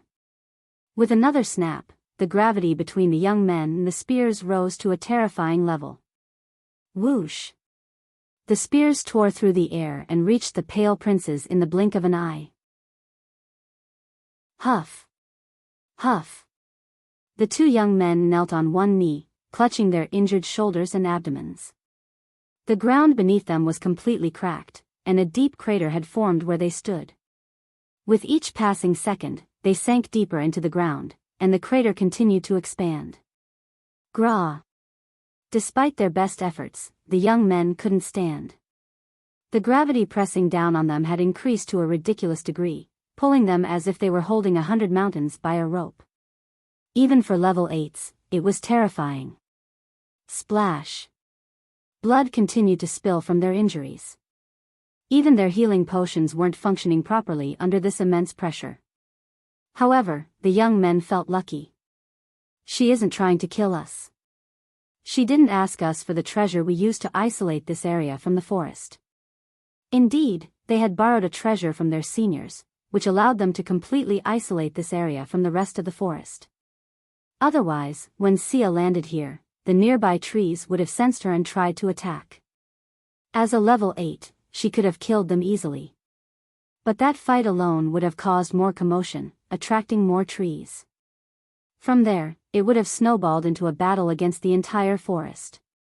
We thought the treasure would help us, but... The two young men gritted their teeth and raised their heads to meet the masked woman. She was the one who got lucky with their treasure, damn it. Sia looked at them with indifferent eyes, then tapped the ground with her left foot. The next second, she was in front of the tree, her feet a few inches above the lake. With a single wave of her hand, the blue liquid dripping from the leaves flew into a crystal bottle in her right hand. She swiped in the air, and a cut appeared on the tree's trunk. The same blue liquid began to flow out in a much larger quantity and reached the crystal bottle. With another wave of her hand, the red liquid lake started to shake. It was as if someone held the lake's liquid in a bowl and began shaking it. The red liquid grew more violent, and the waves became bigger and bigger. Sia tapped her finger in the air, and the lake's liquid suddenly froze. Then, from the large red liquid, a very small but exceptionally bright red liquid flew into another crystal bottle in her left hand. Damn it! The young men gritted their teeth, their eyes burning with jealousy. The tree was special. It consumed aura from the air and condensed it into a consumable. This was the blue liquid released from the leaves. If a body awakener took it, they would benefit tremendously. Of course, there was a limit to how much a person could improve from this liquid. But there was a bigger problem. Once the blue liquid interacted with the aura in the air, all its chi would be replaced by prana. The red liquid, thus, contained only prana and was supplied to the trees in the forest. Even in this red liquid, there was a higher quality version, which the woman had taken. Unlucky, one of the young men said, giving up on struggling. Indeed, they were plain unlucky. One of them was a body awakener, and the other was a plant morpher. At any given time, the amount of blue and red liquid the tree produced was limited. They had even borrowed a treasure to obtain the precious liquids. But now, the blue liquid would take at least a few days to recover, as the tree needed time to create it. The best of the red liquid was taken away, and it too would take time to accumulate. Good luck to you too, Sia said, tapping the ground again. Under their complicated gaze, she reached the sky in a single step and disappeared. The terrifying pressure on them vanished, and the two young men finally stood up. Ha! Ha! Panting heavily, they wiped the sweat from their foreheads and looked at each other. What now? Their gazes conveyed the question they wanted to ask. Let's wait for the tree to replenish. It'll take at most a week, the first young man said. But we'll miss the ruler's abode if we wait, the other replied. Not like we had a chance with monsters like Victor and Hongya participating. Does anyone have a realistic chance against those 4 monsters? The Great 4, heh. The ruler's abode will be their playing field. They both looked at the sky and sighed. Sia moved toward her next destination. So far, she had collected 4 things: thunder fruit, ice orb, and both red and blue tempering liquids. There were only 2 items left, but they were considerably harder to obtain. After that, I need to go to the ruler's abode. Sia's expression tensed as an equal mix of anticipation and fear flooded her mind. She was wishing for something good to happen, but it was beyond her control. No matter what, she was at least not worried about Varian's safety. With his ghost ship, he can escape from any enemy. The ghost ship also teleported away from Julius Xander and escaped unharmed. There are no sovereigns here, so he should be very safe. As she thought about the ghost ship, Sia finally noticed something she had never considered before. Wait. With the ghost ship, getting a key shouldn't be too hard for him. Then we're definitely meeting. Her heart pounded, and Sia's breath became heavy. When the reunion shifted from a possibility to a certainty, Sia couldn't help but feel even more nervous. I really wonder what will happen, she thought. She moved closer to her next target. The space around her began to twist and grow unstable. For some reason, the expressions of the young men, immobilized by her gravity force, flashed in her mind. Like lab rats, she mused. Sia's body stiffened, and her face turned pale. A painful memory flashed in her mind. A/N, check out the latest auxiliary chapter. When I regained consciousness, I found myself in a huge glass tube. I tried to stand up, but my hands wouldn't listen. They felt heavy, as if tied to logs. My legs. I was lying on my back, and thankfully, I could barely stretch my neck to see them. Otherwise, I might have thought I lost them. I couldn't feel anything. I tried to move my hands, feet, back, anything. But except for my neck, I was paralyzed. So, I tried to channel my gravity power to stand and break out of the glass tube, but, I couldn't channel my gravity power. It lay dormant like a sleeping giant, ignoring my desperate pleas to awaken. I tried again and again, but got no results. Even my mind power wasn't working. I couldn't use even the most basic ability, like mind sense. I looked around in dread and couldn't even cower in fear. It was then that it fully hit me. I had been kidnapped and sent to a place where my life had no security. Why did he do that? The face of my best friend's father flashed in my mind. All the respect I had for him was obliterated, and all I felt was utter disgust. To sell off his own daughter's friend. How cruel is he? Sarah's face also flashed in my mind, and I worried about her safety from that monster of a father. Coo! The back of my palms suddenly stung as if a layer of skin was peeled off. Ag, I tried to shout in pain, but the sound was cut off in my throat. My throat burned as if I had swallowed burning coal. Water. Water. I strained my neck and looked around.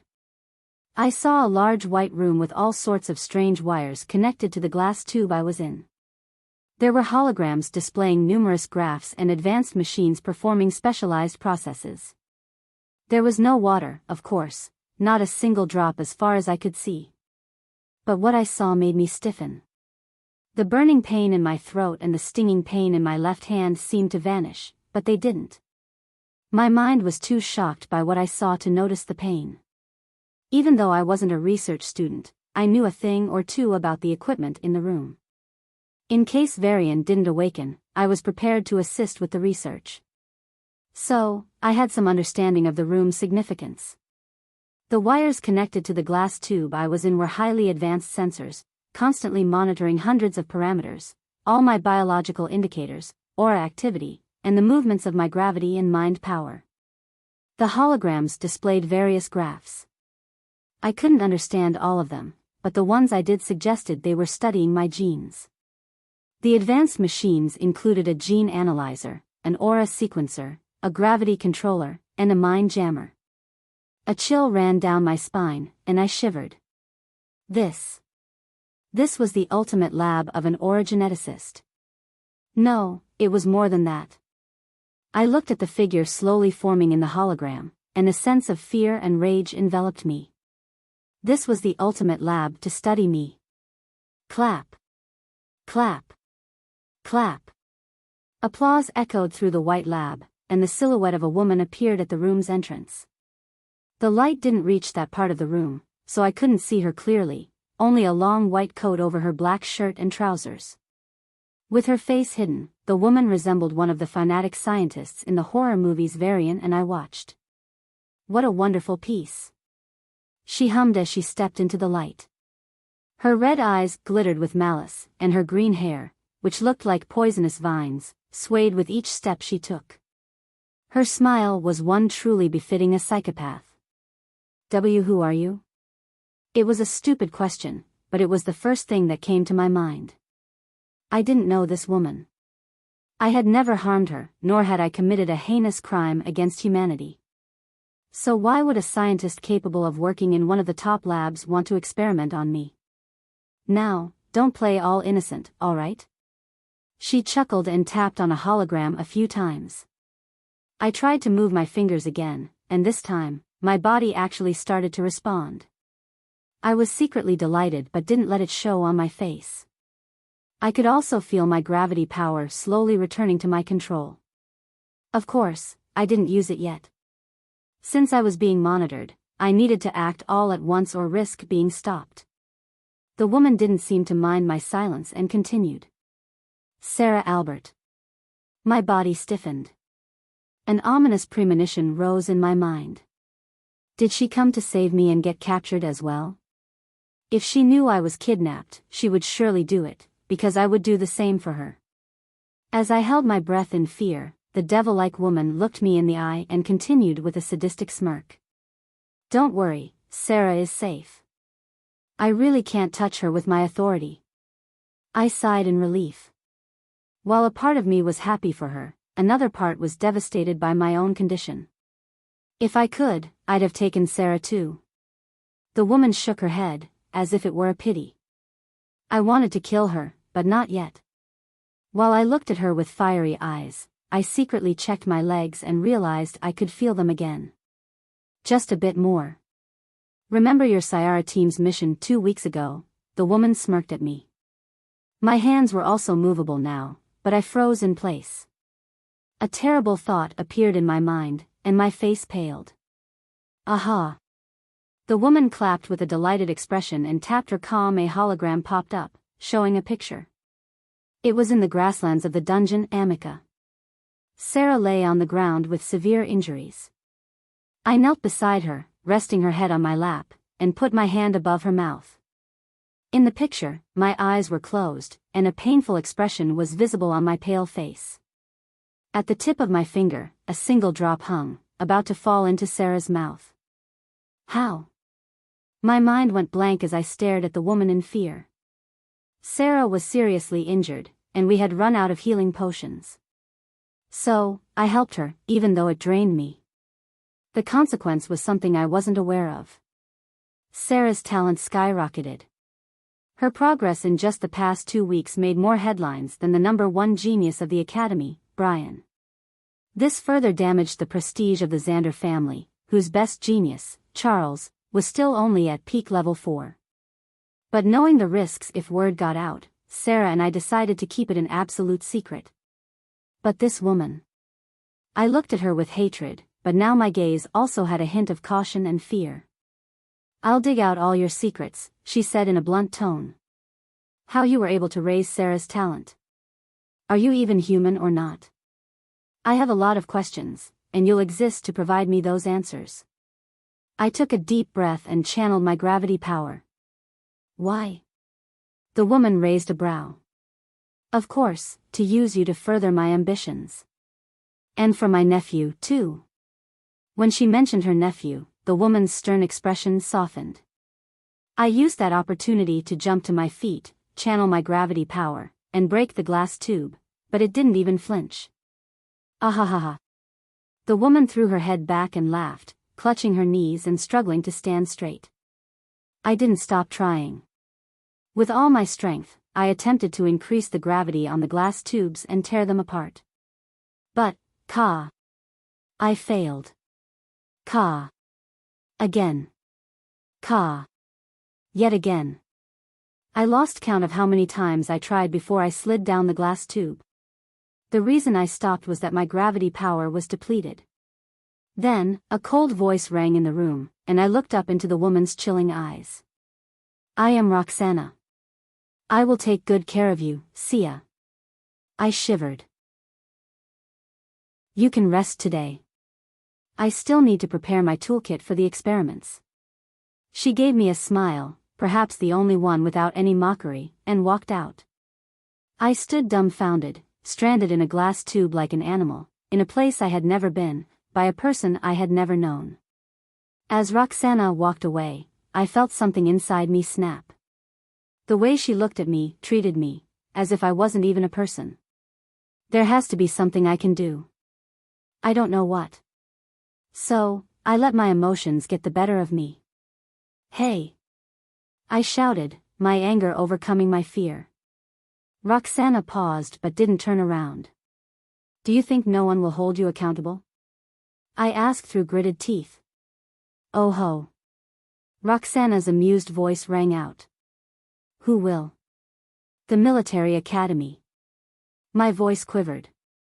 It was the academy's dean who sold me off. But if I disappear for so long, then, Roxanna covered her mouth and chuckled. To everyone in the academy, you disappeared on a very secretive mission.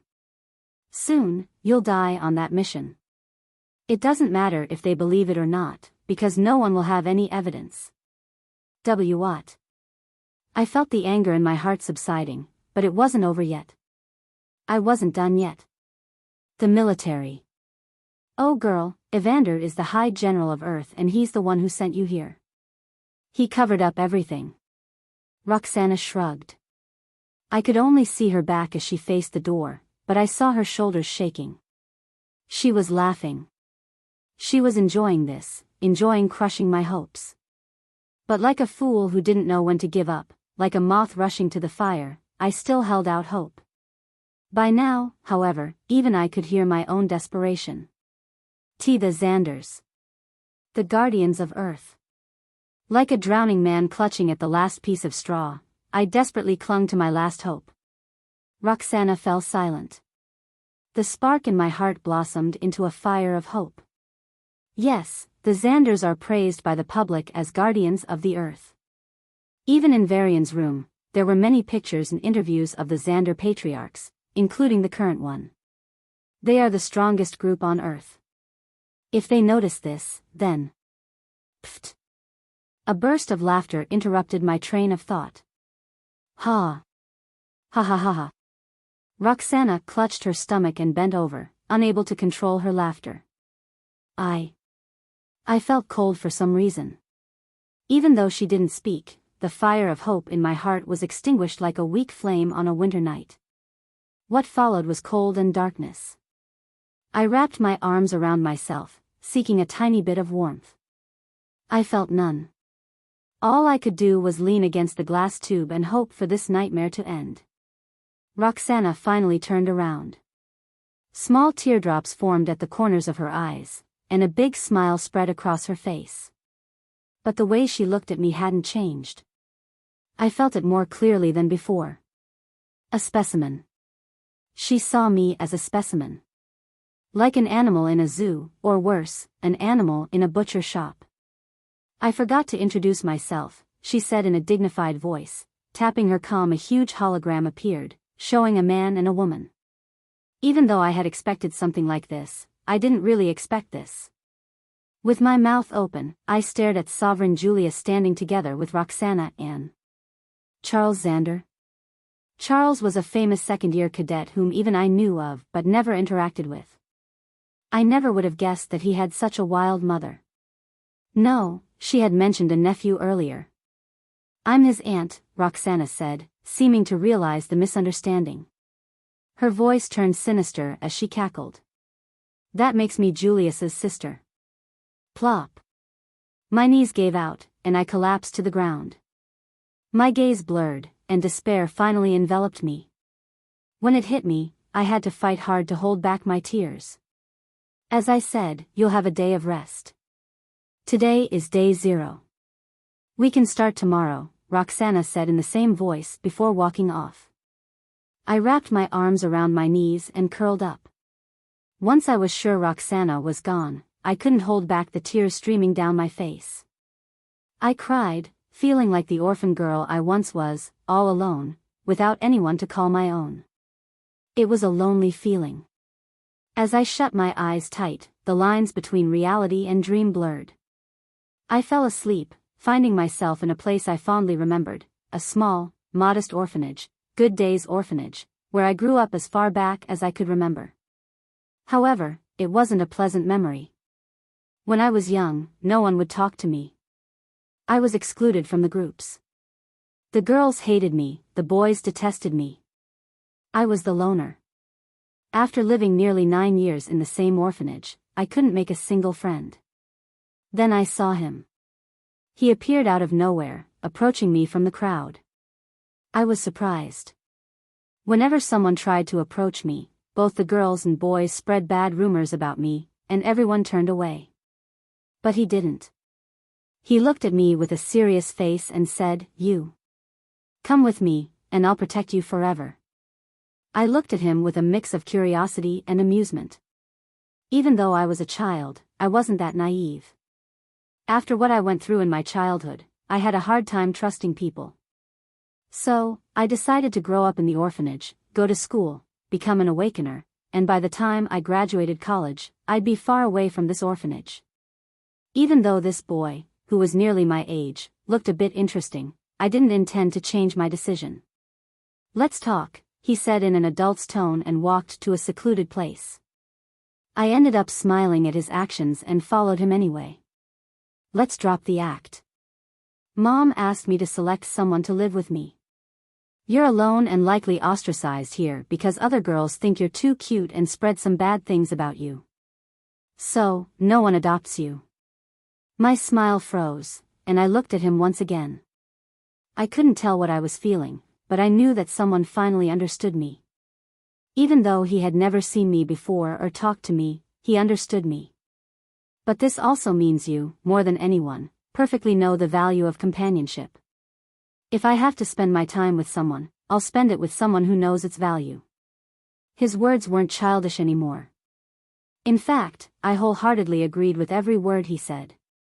I knew the value of companionship more than anyone here because I never had it. I never had someone to laugh with or someone to console me when I cried. I was all alone. That's why, when he said those words, my resolve to remain alone wavered. If, and only if he really meant what he said, then would I still want to grow up all alone? What if we get into fights? Will you ask your mom to disown me? I asked, a bit of fear in my voice. Of course not. The boy shook his head fiercely. My mom thinks I need someone to keep me company, but I think she needs someone to spend time with when I train all day. Training all day? I raised an eyebrow at him and only then noticed the small scars on his hand. The medicine on these scars meant they were new and would soon heal. But looking at the same small scars on both his arms and legs, I was convinced he wasn't lying. I was about to ask another question when he continued. Besides, disowning you would stain my autobiography. What would people say when they read the chronicles of the peerless savior emperor and realize he forced his mom to disown a little girl? I won't risk my reputation. He patted his chest and looked genuinely serious. Pfft, all my questions, fears, and concerns vanished, and I ended up laughing. This guy, is he really serious? Ha ha ha. I can't remember the last time I laughed like this. But I don't need to. Wiping the tears from the corners of my eyes, I looked at him earnestly. If I stay with him, I won't need to remember when I last laughed. I'll be laughing every day. Pfft, peerless, savior, and emperor, those are the 3 titles reserved for this era's heroes, and you want them all? I asked, wondering what he'd say. When I'm crowned, I'll have you by my side to witness everything. Let's see how you'll laugh at me then, he said with a smug face. Oh, he's so cute. But deep down, compared to my pessimism, I admired his optimism. No, I longed to be like him. If I could grow up with him. All right, I believe in you. One last thing, how will we solve our fights? I asked him with a smile. As I waited for his response, a sweet, caring voice sounded. Then make a promise. Whatever the reason for your fights, you must understand the other person's reasons and make up with them. A woman appeared behind the boy. She looked like him, and I presumed her to be his mom. Mom. We're talking. The boy and his mom bickered lightly. I watched their conversation and, before I knew it, realized the heavy feeling in my chest. I, too, wanted someone to treat me like that. The reason I decided to be alone wasn't that I didn't want this relationship, but because I was scared they would leave me once I came to cherish them. But if this much happiness is possible, it's worth all the risk. Even if it hurts when they leave, the memories will stay with me. So, girl. The woman looked at me with a kind smile. Her hair gently swayed in the wind. I looked up at her. Then I felt a warm hand on my head. She gently brushed my hair and smiled. Will you make the promise? I don't know why, but I had the urge to cry. Before I could answer, the boy bickered with her and sent her away. Then, he looked at me. I felt nervous, but I cheered myself up. Then let's make a promise. He extended his left pinky. I extended mine, and we locked fingers. I promise, if I ever get into a fight with him, I'll understand his reasons and make up with him. Just like that, the promise that would define our childhood and perhaps even our life far into the future was made. I wondered how my life would change after I moved in with, what was his name again? Wait. Now that I thought about it, we never. I forgot something, the boy coughed lightly, trying to maintain a serious face. But he couldn't stop the blush on his cheeks. I'm Varian. You are? I couldn't help smiling. Who would ask names at the end? We had talked about our future and even made a promise but didn't even know each other's names. It was weird, but I liked it. I'm Sia, I said with a bright smile. The two suns set, and our shadows stretched into the distance and overlapped. Then, the world spun, and I woke up. The dream was over, and I found myself back in the harsh reality. Standing up, I looked at my pinky finger and bit my lip. The iron taste of blood reminded me of Varian's blood, of all the blood and sweat he shed during his training, of how he pushed himself without ever retreating. I looked out again. In this giant lab, I was all alone. But now, I didn't feel alone anymore. Despite our fights, despite our separation, despite the pain, I wanted to see him. I would try to make him understand, if that was even possible. But I wouldn't give up. I channeled my gravity power. I didn't shed tears anymore. Instead, I raised my fists, ready to shed blood. Bang! Bang! Bang! As I punched the glass tube, the sounds of the collision echoed throughout the room. I put my all into each punch. Using my mind power, I suppressed my pain receptors. I manipulated gravity to stretch the glass apart. Every time I raised my hand, I created a strong gravitational attraction between the glass tube and my fist. Bang! As a result, I kept punching the glass tube with all my strength. My punches were relentless, and time flowed on. But even with my best efforts, the glass tube didn't even creak. At some point, the transparent glass tube had dark bloodstains on it. No, it wasn't just small bloodstains. There were a lot of blood marks all over the lab, as if someone had taken a paintbrush dipped in red and splattered it over the tube. Huh. While I noticed this change, I didn't pause. The blood was, of course, mine. But I didn't care. Bang! Bang! Bang! Slowly but surely, my arms turned sore. If I could have done anything about it with my mind power, would have. At first, I could still punch, albeit a bit slowly. But as time passed, my arms felt heavy. It was an uphill battle just to raise my arm, let alone punch. But I continued. I didn't know I could persevere to this extent. But I think I know why. After living with a guy who never gave up, I was also changed. Unknowingly, I put more strength into my arms and punched the same spot again and again. But there wasn't even a single crack. Instead, I began to feel something else. I was dizzy. What? My vision zoomed out from the one spot I was punching at, and I looked around again. Only then did I realize that the whole glass tube was painted red. So much blood. My world spun, and I crashed to the ground. The last thing I remembered before everything turned dark was a bot rushing toward me. Day 1. I woke up to those words. The moment I opened my eyes, I used my mind power to remove all feelings of drowsiness. I was on high alert. Day 1. The voice sounded again, and raising my head, I saw Roxanna. She was still in the same attire and looked the same as she had the day before. But there was one difference. There was a mad look in her eyes. I flinched at the sight and took a step back. However, the farthest I could go was the glass tube's wall. Roxanna didn't even acknowledge my reaction as she circled around the glass tube, inspecting me like an object.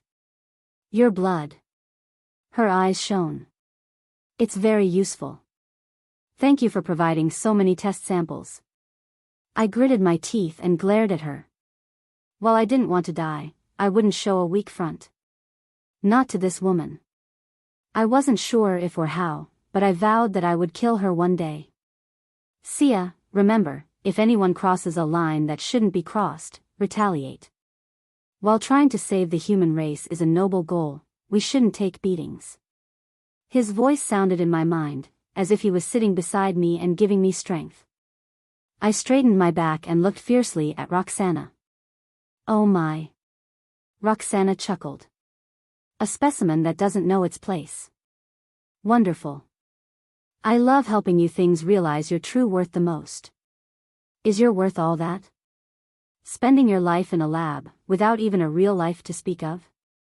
I asked sharply. I didn't want to be the silent victim. If I could, I'd rather retaliate. Sia, if you are going down in a battle anyway, then damage your enemy as much as you can. While your defeat will be uncomfortable, never make it a happy ending for your enemy. Roxanna's eyes narrowed. There was a dangerous air around her, almost like she was a butcher who had slaughtered hundreds of humans. Perhaps she really had. This crazy woman, why wouldn't she? She looked me in the eye and said in a nonchalant tone, the life support system of the glass tube you're in is my latest creation. It'll ensure you survive and don't become malnourished. So? I had a bad feeling. So you don't have to plot things like, oh, I'll be able to escape once I get out of this glass tube. She said in a mocking tone and smiled. That smile was terrifying. Because until I get what I want, you're not leaving the glass tube. Thump. My heart pounded in my chest as my palms sweated. Even if I tried my best, I couldn't control the rising fear. What if she asks me something I can't answer or won't answer? What if she never decides to release me? In the first place, I don't trust her words at all. I might spend the rest of my life here. I might die here. My chest grew heavy, but I wasn't going down like this. I had my own pride. If Varian's pride is to become the savior of the human race, my pride is to one day travel the stars. Sia, what will you do if I die? I don't want to hear such words. Well, how would you think I'd want to die? Come on. We're awakeners. We have dreams. We chose our life. But we must also choose our death. What do you mean? If I were to die one day, I won't beg my enemy for mercy. Before I breathe my last, I'll make sure I inflict as much pain on them as I can. What if they're too powerful even for that? Then I'll die with pride. I'll deny them any satisfaction from killing me. I'll die with a defiant smile. They'll kill me, but my defiant smile will live in their hearts. Sia clenched her fists and smiled at Roxanna. It was a defiant smile. You captured me. You have me trapped. But you can't break me. The smile conveyed her message, and Roxanna didn't miss it. Roxanna's eyes narrowed, and the smile on her face vanished. Defiant doll. Good, good. She nodded in a chilling tone. I would have flinched at her expression, but after recalling Varian's words, I was brimming with courage. Roxanna noticed the change in my behavior immediately. But instead of feeling uneasy, her shining eyes told me that she was even more amused. Strong toys are good. They don't break easily, she said in a low voice.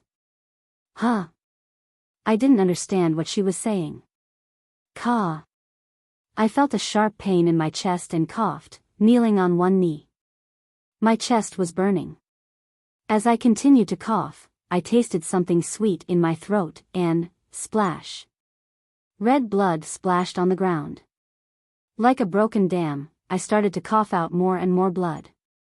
With each cough, the pain in my chest grew. I clenched my fists and endured the pain. Interesting poison, isn't it? I heard her voice. I moved my sore neck upward and met her eyes. Even though my chest ached, my heart burned with rage. A woman, cough. I coughed up blood again, but I wouldn't stop. This poison is far less potent than the one in your heart. Roxanna's figure trembled for a moment. My throat began to ache, but I kept talking. I'm sure, with that heart of yours, you don't have anyone close. You little. Roxanna lost her composure for the first time. I smiled at her reaction, but it earned me far more pain in my chest. I clutched my chest and curled up. My lungs might be broken. No, I'm certain they are broken. You trash, you're asking for it. Roxanna's chilling voice rang out, and the inside of the glass tube changed. The plain surface now had countless sharp metallic teeth. As I tried to channel my gravity power, a blue gas filled the tube and halted it. I held my breath as the glass tube shrank. Cry. Beg for mercy. Roxanna's voice echoed. My eyes turned red, but I gritted my teeth and looked at her without a shred of fear. Suffer. With her words, the glass tube shrank to barely cover me. The metallic teeth made contact with my skin, and the glass tube started spinning. Wheeze. The first cut was light, only grazed my skin. The second one spilled my blood on the floor. The third one dug into my flesh. By the fourth one, I couldn't help but scream in pain. Arg. My whole body was burning with pain, a pain I had never even imagined possible. I bit my lip to prevent myself from screaming, but with each passing second, the glass tube spun faster and faster. I closed my eyes and gritted my teeth. Due to the sheer force, blood started to flow down my lips, joining the large puddle under my feet. Wheeze. Wheeze. Gray.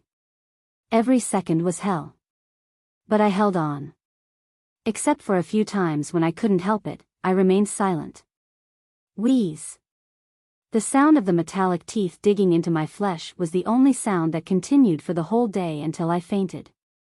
I had a dream. In this dream, what happened on Varian's birthday never occurred. Amanda was still alive, and I was still living with Varian. Varian awoke and became a great genius. As a result, he was admitted to the Defense Academy, and we both attended the academy together. Varian pursued his dream, and I grew stronger, happy at his progress. There, we met Sarah. It was a bit unexpected, but Varian and Sarah had complementary personalities. So, instead of the Scion team, we formed the Scion team. During an Abyss mission, we found a treasure that could lock Sarah's second path. So, she began to keep up with us. Due to our synergy, we were able to take on far more difficult missions and grew extremely fast. By the time we graduated, all of us were at the peak of level 6. We were enlisted into Neptune. Of course, I initially opposed the decision. But Varian insisted. Neptune is the greatest battle, he said. I ended up choosing the same place, and Sarah also joined. Varian and I didn't want her to risk her life, but after being with her for 3 years, we both knew she had an aspiration. My mother and brother were killed in Pluto. I want to avenge them. Neptune is the frontier against Pluto. It is the only place I will go. Like that, the 3 of us ended up in Neptune.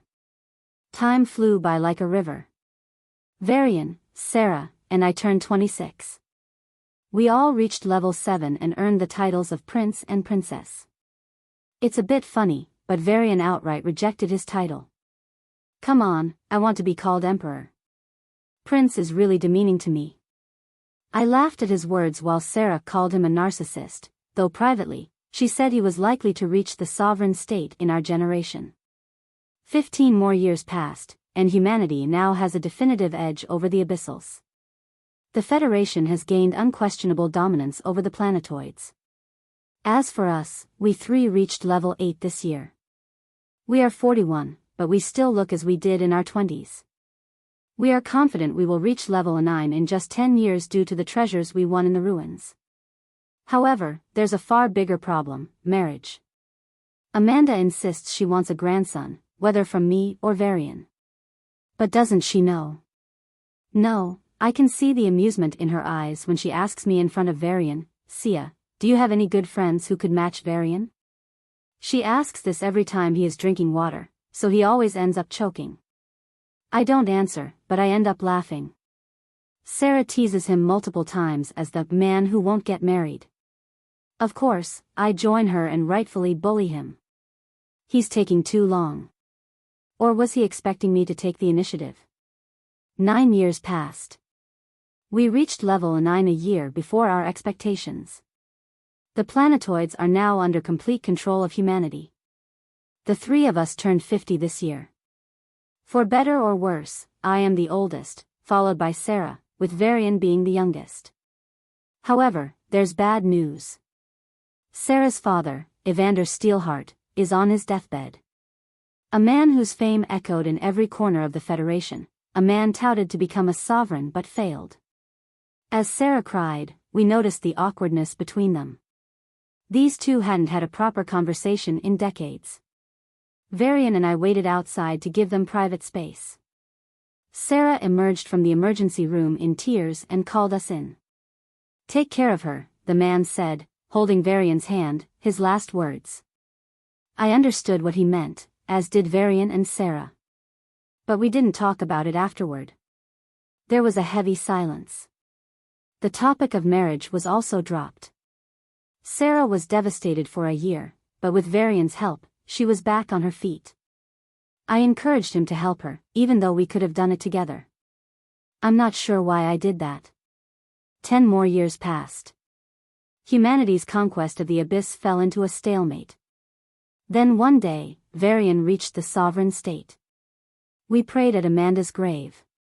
Varian and I cried while Sarah comforted us. 2 months after his breakthrough, humanity conquered the first abyss. 2 years later, we conquered the last abyss. By this time, Varian had become the strongest. He earned the titles he always dreamed of: Savior, the one who saved humanity from the Abyssals; Emperor, the one who would unite the scattered governance of the solar system under a single throne; Peerless, the strongest awakener to date. On the day of his coronation, he kept his promise, and I witnessed the ceremony at the closest possible distance. A few decades later, we decided to travel the stars to uncover the secrets of my origin. He had achieved his dream, and mine was beginning. Or it should have. If I hadn't woken up. The voice that woke me sounded again. Day 2. Day 2. The whisper of the demon woke me up. The first thing I noticed was the sensation in my body. When I fainted, I was on the verge of terrible pain. But now, I felt normal. No, I felt great, with no sensation of my skin being cut or flesh sliced. There wasn't even a trace of blood. It was as if yesterday was just a dream. I wished it were true, but the pain had been too real to be a dream. Tap. Tap. Tap. Following the sound of her heels tapping against the floor, Roxanna sat on a chair in the center of the room and crossed her legs. In front of her were holograms showing the various experiments conducted on my blood and flesh. I felt a sense of revulsion. She had performed every damn test on them and acted as if nothing had happened. There wasn't even a hint of a frown on her face. Instead, she looked pleased. Swiping the holograms away, she locked gazes with me. "Since you know what I'm capable of, I expect you to be obedient now." Her voice was full of complacency. It was as if she was proud of what she had done to me.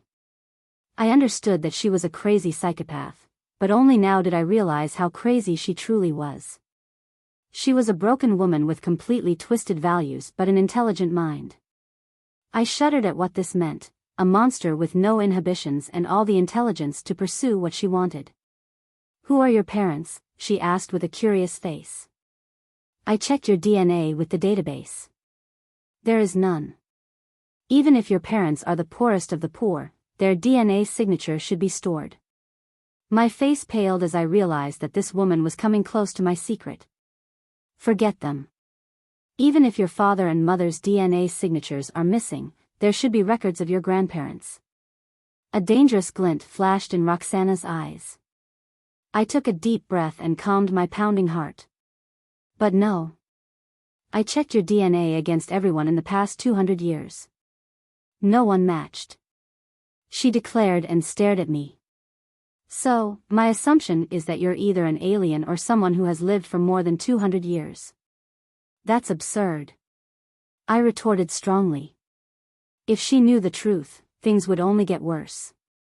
"It is absurd," Roxanna nodded, but before I could sigh in relief, she continued, "But after all the impossibilities are removed, no matter how absurd, what remains must be true." I stayed silent. "Well then, answer me. Who are your parents?" "I don't know. I grew up in an orphanage all my life," I said with a serious face. "But your reaction earlier and my own senses tell me you know something more. Tell me that." Roxanna clicked her tongue. "I don't know anything else," I shook my head, preparing for the next round of torture. But surprisingly, Roxanna didn't pursue the matter further. "I'll find out the truth soon," she said and tapped a hologram to her left. With a beep, a machine in the lab began emitting green light. I tensed. She might really discover something. Moving on to the most important question, Roxanna propped her chin on her palm and looked at me condescendingly. "From your blood and flesh, I checked the activity of your aura. Compared to the old aura, the new aura's activity rate is extremely high." I frowned but remained silent. With a nonchalant expression, she continued, "Oh, in layman's terms, your talent has significantly increased in the past few months." My heart dropped. It was on his birthday. "Looks like you know," Roxanna raised a brow. "Are you telling me how your talent increased, or should I force it out?" This woman, there's no way I can change her opinion. The only thing I can do is try, I spat. I could have tried lying to her, but she would find out. After all, for the sister of Julius Xander, accessing the complete data of my life wasn't a problem. She knew who I knew, where I grew up, what I ate, and perhaps what I wanted to do. So, I did the only thing I could. I stood up to her. "Today, you won't even be able to scream," she smirked. I didn't understand what she meant, but the next second, my whole body went numb. A golden light flashed, and my skin started to burn. I couldn't even scream. My voice was cut off as the muscles in my throat stopped working. It started as a tingling on my skin before an excruciating pain flowed through my body. Every fiber of my being shook as the heavy inflow of electricity coursed through me. My skin started to burn, and my muscles were twitching. In fact, my whole body was twitching as I collapsed on the ground. Like a fish out of water, I struggled on the floor. My arms, feet, and back were burning under the intense electricity. Every muscle in my body contracted 1,000 times, trying to fend off the dangerous current. Soon, my breathing became labored. My vision turned black, and the only thing I was aware of was that my body was on fire. I was suffering 5th-degree burns. I don't know how I managed to hold on. Maybe it was because I couldn't scream from the pain. But in all that pain, I found a small spark within me. It said, "Don't give up." I lost consciousness. Day 3. Roxanna asked the same question and got the same reply.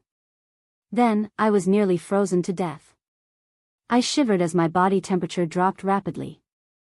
My breathing grew heavy, and I was on the verge of closing my eyes forever. My blood was also close to freezing. I lost consciousness. Day 10. The devil called me again. As I opened my eyes, she looked at me with a frustrated expression. I looked back at her with spite. I really wanted to do one thing: kill this demon in human skin. 10 days of extreme torture didn't break me. I was as surprised as Roxanna. There were times when I just wanted to die. But I was able to grit my teeth and live through it. I thought there were many reasons for my resilience. Maybe it was because I was a hybrid. Maybe it was because I was a mind awakener and had more resistance to torture. But I realized the most important reason was much simpler: I wanted to correct things. I wanted to go back to him. I wanted to live a happy life. This became my purpose to live, despite the hellish pain. This torture would have broken even a veteran. But when faced with a young girl whose heart longed for just one thing, it was powerless. Pain still affected me. It burned me. It froze me. It electrocuted me.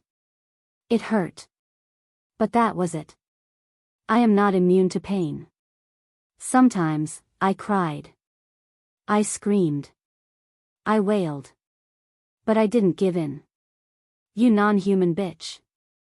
Roxanna cursed me like a shrew. The composure she showed on the first day was long gone. From my DNA test, she concluded that I wasn't human. But that was the limit of what she could deduce. Even if she was a genius among geniuses, her civilization was ultimately not advanced enough. Your talent is above everyone I know. It's celestial grade, she said, with a mad light flickering in her eyes. I glared at her. 10 days of crazy torture hadn't broken me, but it was filled with a lot of pent-up emotions. Even though you gave no answers, I found a way to use your talent, she smiled and flicked her finger. A crystal vial appeared on her palm. This is an alpha potion, she explained as she caressed the bottle. It improves the talent of a high-grade mortal to a low celestial grade.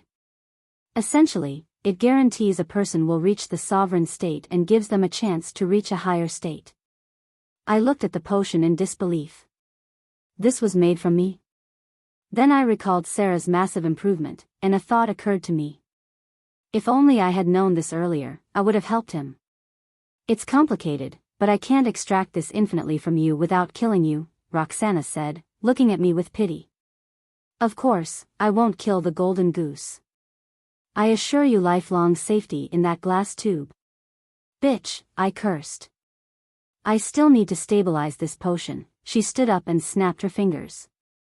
Her demonic voice lingered in my ears. So, please offer me more samples, Sia. Suffer more. Wheeze. The flaming blades in the glass tube started to spin. I closed my eyes and imagined the future I wanted to live for. I imagined Varian hugging me. Sia, you'll get through this, he said in a gentle voice. I nodded through tears as the pain enveloped me. Day 30, the monster said. Cursed woman who will never have a family of her own, I cursed her. But instead of electrocuting me or showering me in metal thorns, she smiled. I looked at her with eyes full of hatred. She started giggling. In trying to make me crazy, have you gone crazy? I mocked, though I had almost no energy for anything except speaking. He, Roxanna giggled. I gave Charles the potion. His talent rose, and now, he completely surpasses his father. My face scrunched up in disgust. He'll die a dog's death.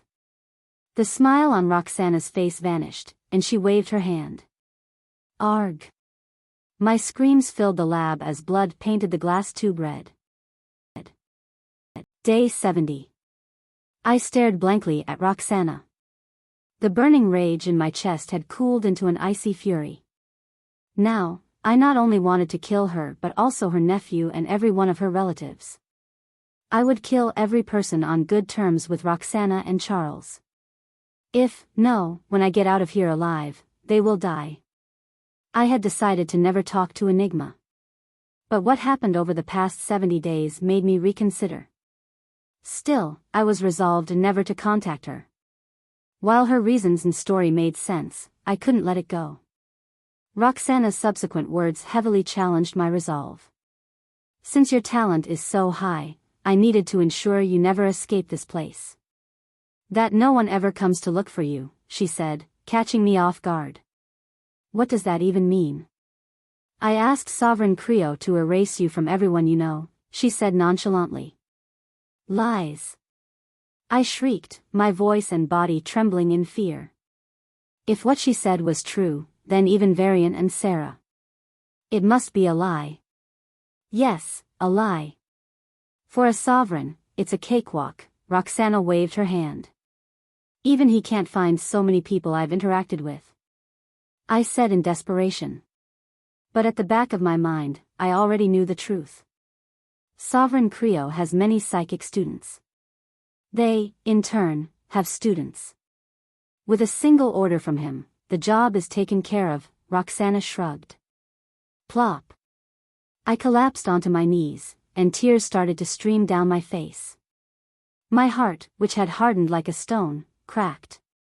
Varian, he forgot me? I curled into the corner and started to sob. I began, choking on my tears. No words came out. My chest grew heavy, and I couldn't even breathe. This feeling, why does it hurt more than being burnt, cut, and frozen? To think you're so attached to trash.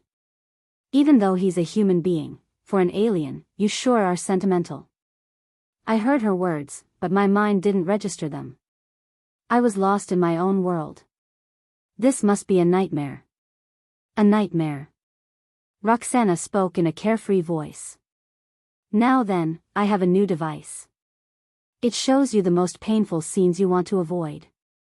It's a good mental torture device. Test it.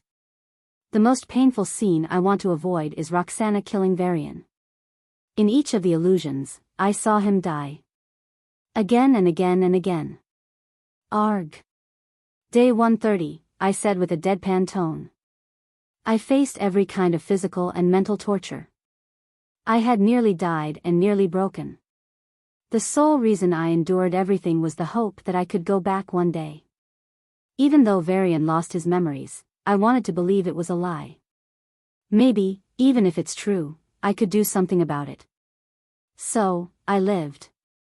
Like a rock that sank in rain, scorched under the sun, and shivered in the cold, yet somehow existed, I too lived through it all.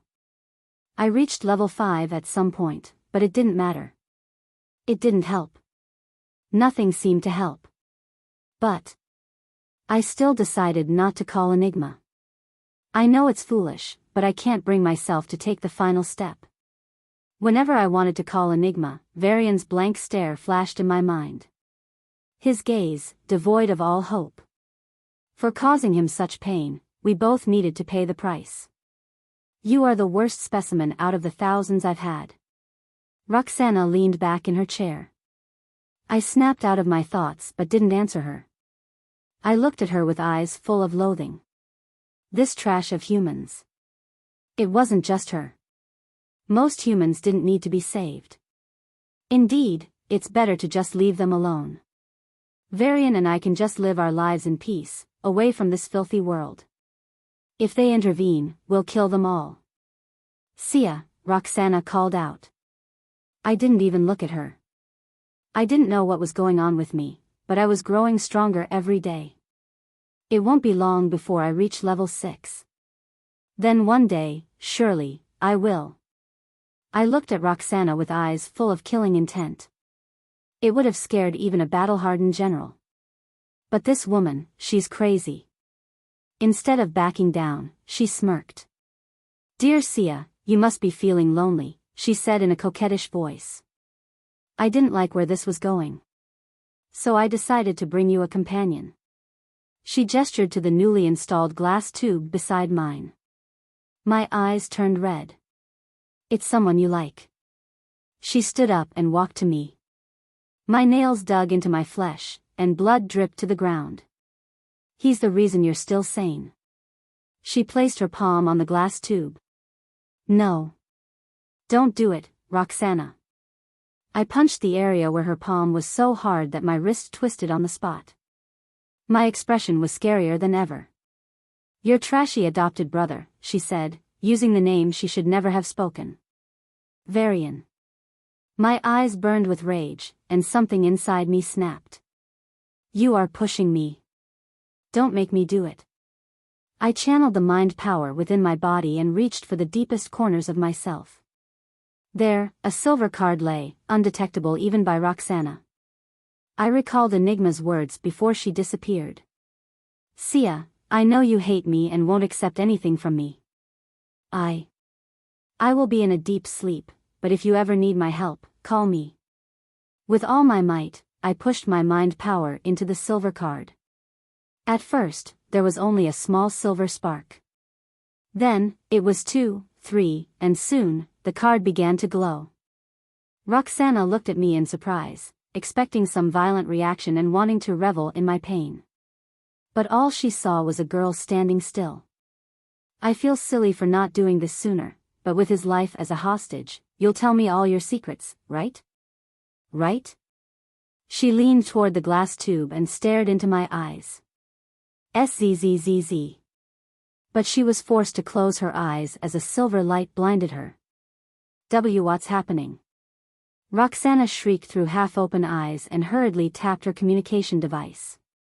The safety mechanisms activated and were about to knock out the specimen in the glass tube. But then... A woman appeared before her. The woman's hair and eyes were a mix of red, yellow, and blue. But the strange color combination didn't make her seem odd. Instead, it amplified her beauty many times over. She was like a fairy from the myths. How? Roxanna's eyes widened as her body trembled. Panicked, she reached for the teleportation talisman on her dress. But then... Schwa! Enigma raised a finger and slashed through the air. Splurt! A thin red line appeared on Roxanna's neck, and a fountain of blood spurted out.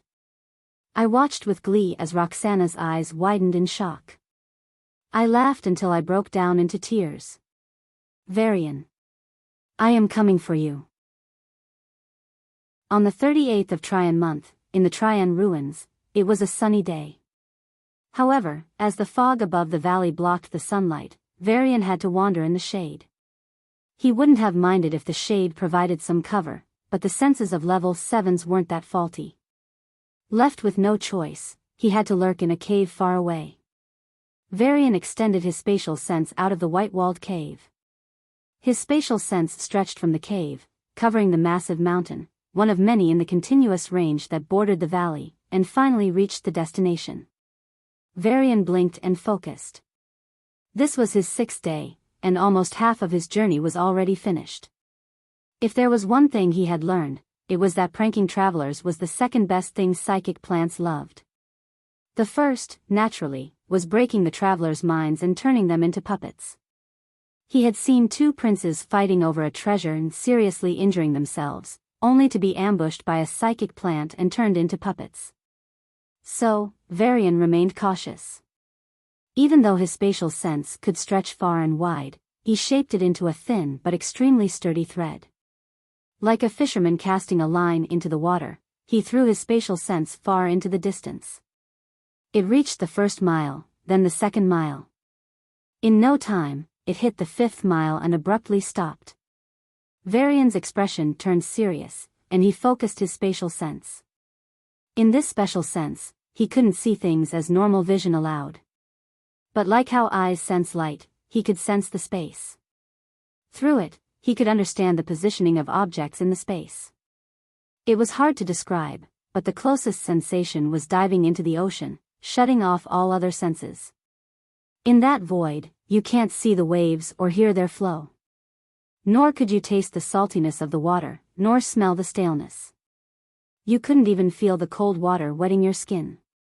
In that void, however, you could feel the waves moving. You could sense them without touching, smelling, tasting, seeing, or hearing them. Varian felt exactly this through his spatial sense as it paused at a particular location. This is a trap, he muttered. He could sense a small object existing in the fabric of space. It was a storage ring. No, there were multiple, bloodied storage rings. Since those who entered this valley were princes, the treasures inside the storage rings must have been of great value. Even for a relatively wealthy prince, so many treasures would be a windfall hard to pass up. It was clearly a trap. Clever, Varian nodded. His spatial sense, which had remained a thin thread until now, split into two. The first part stayed in place, while the second, incomparably thinner and nearly imperceptible, encircled the rings before reaching them abruptly. Aha! There he saw it, a small plant with blue leaves, swaying gently as it glowed. Beside the blue plant was a pile of stones. They looked as ordinary as any pebble. But Varian was not one to fall for it. The thin thread of his spatial sense detected the small but obvious trace of earth mana leaking from the stones. Stone Man. It was a creature capable of disguising itself as a pile of stones to ambush enemies. As an Earth Awakener, it had higher defense and was hard to kill. Varian naturally didn't want to deal with it and withdrew both his second and first spatial sense threads. Then, he circumvented the path and moved forward again. On the second day of his journey, Varian realized that this valley was V-shaped and kept expanding. It had widened from about 10 miles at the start to the current 300 miles. It was remarkable. Of course, for level 7s, this wasn't a lot of distance. If not for the annoying psychic plants, their senses would have covered a large portion of the area around them. But those same plants allowed Varian to hide only 10 miles behind his target. Go! Varian's space sense moved from the 3-mile mark and encountered 2 more obstacles before finally reaching the location. By then, the valley had expanded to at least 130 miles.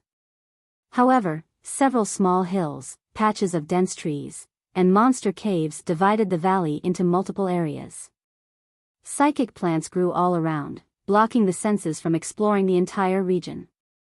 Thus, the princes were only aware of the area they were in and, at most, the immediate surrounding areas. This limited fights, but they still occurred. One such fight was happening in a small bamboo forest. Unlike the psychic plants, the bamboos here didn't belong to the mind path. Instead, they emitted lightning and attacked intruders near the center of the forest. The most precious bamboo was one that was over 100 years old. In the forest, there was only one such bamboo. Varian let his mind sense trace the route along with his space sense and reached the location. Finally, he got a clear, 360-degree view of the situation. Hey, take care of it. You. If we fight too much, we won't reach there in time. Oh yeah? Then how about you give up? 2 princes and 2 princesses glared at each other as they fought over a treasure they had just encountered. Lightning bamboo. As simple as it sounded, it was a rare treasure. Its roots benefited Planty Awakeners, its stem helped Lightning Awakeners, and its insides were useful to Body Awakeners. It was a treasure that guaranteed significant progress, and for a prince, nothing was more enticing. So, while the 4 princes maintained tact and avoided fighting in the valley, no one backed down. Sharing was out of the question. The bamboo had to be assimilated as a whole, otherwise, most of its properties would be lost. There could only be one winner. How about a single attack to decide, one of them proposed.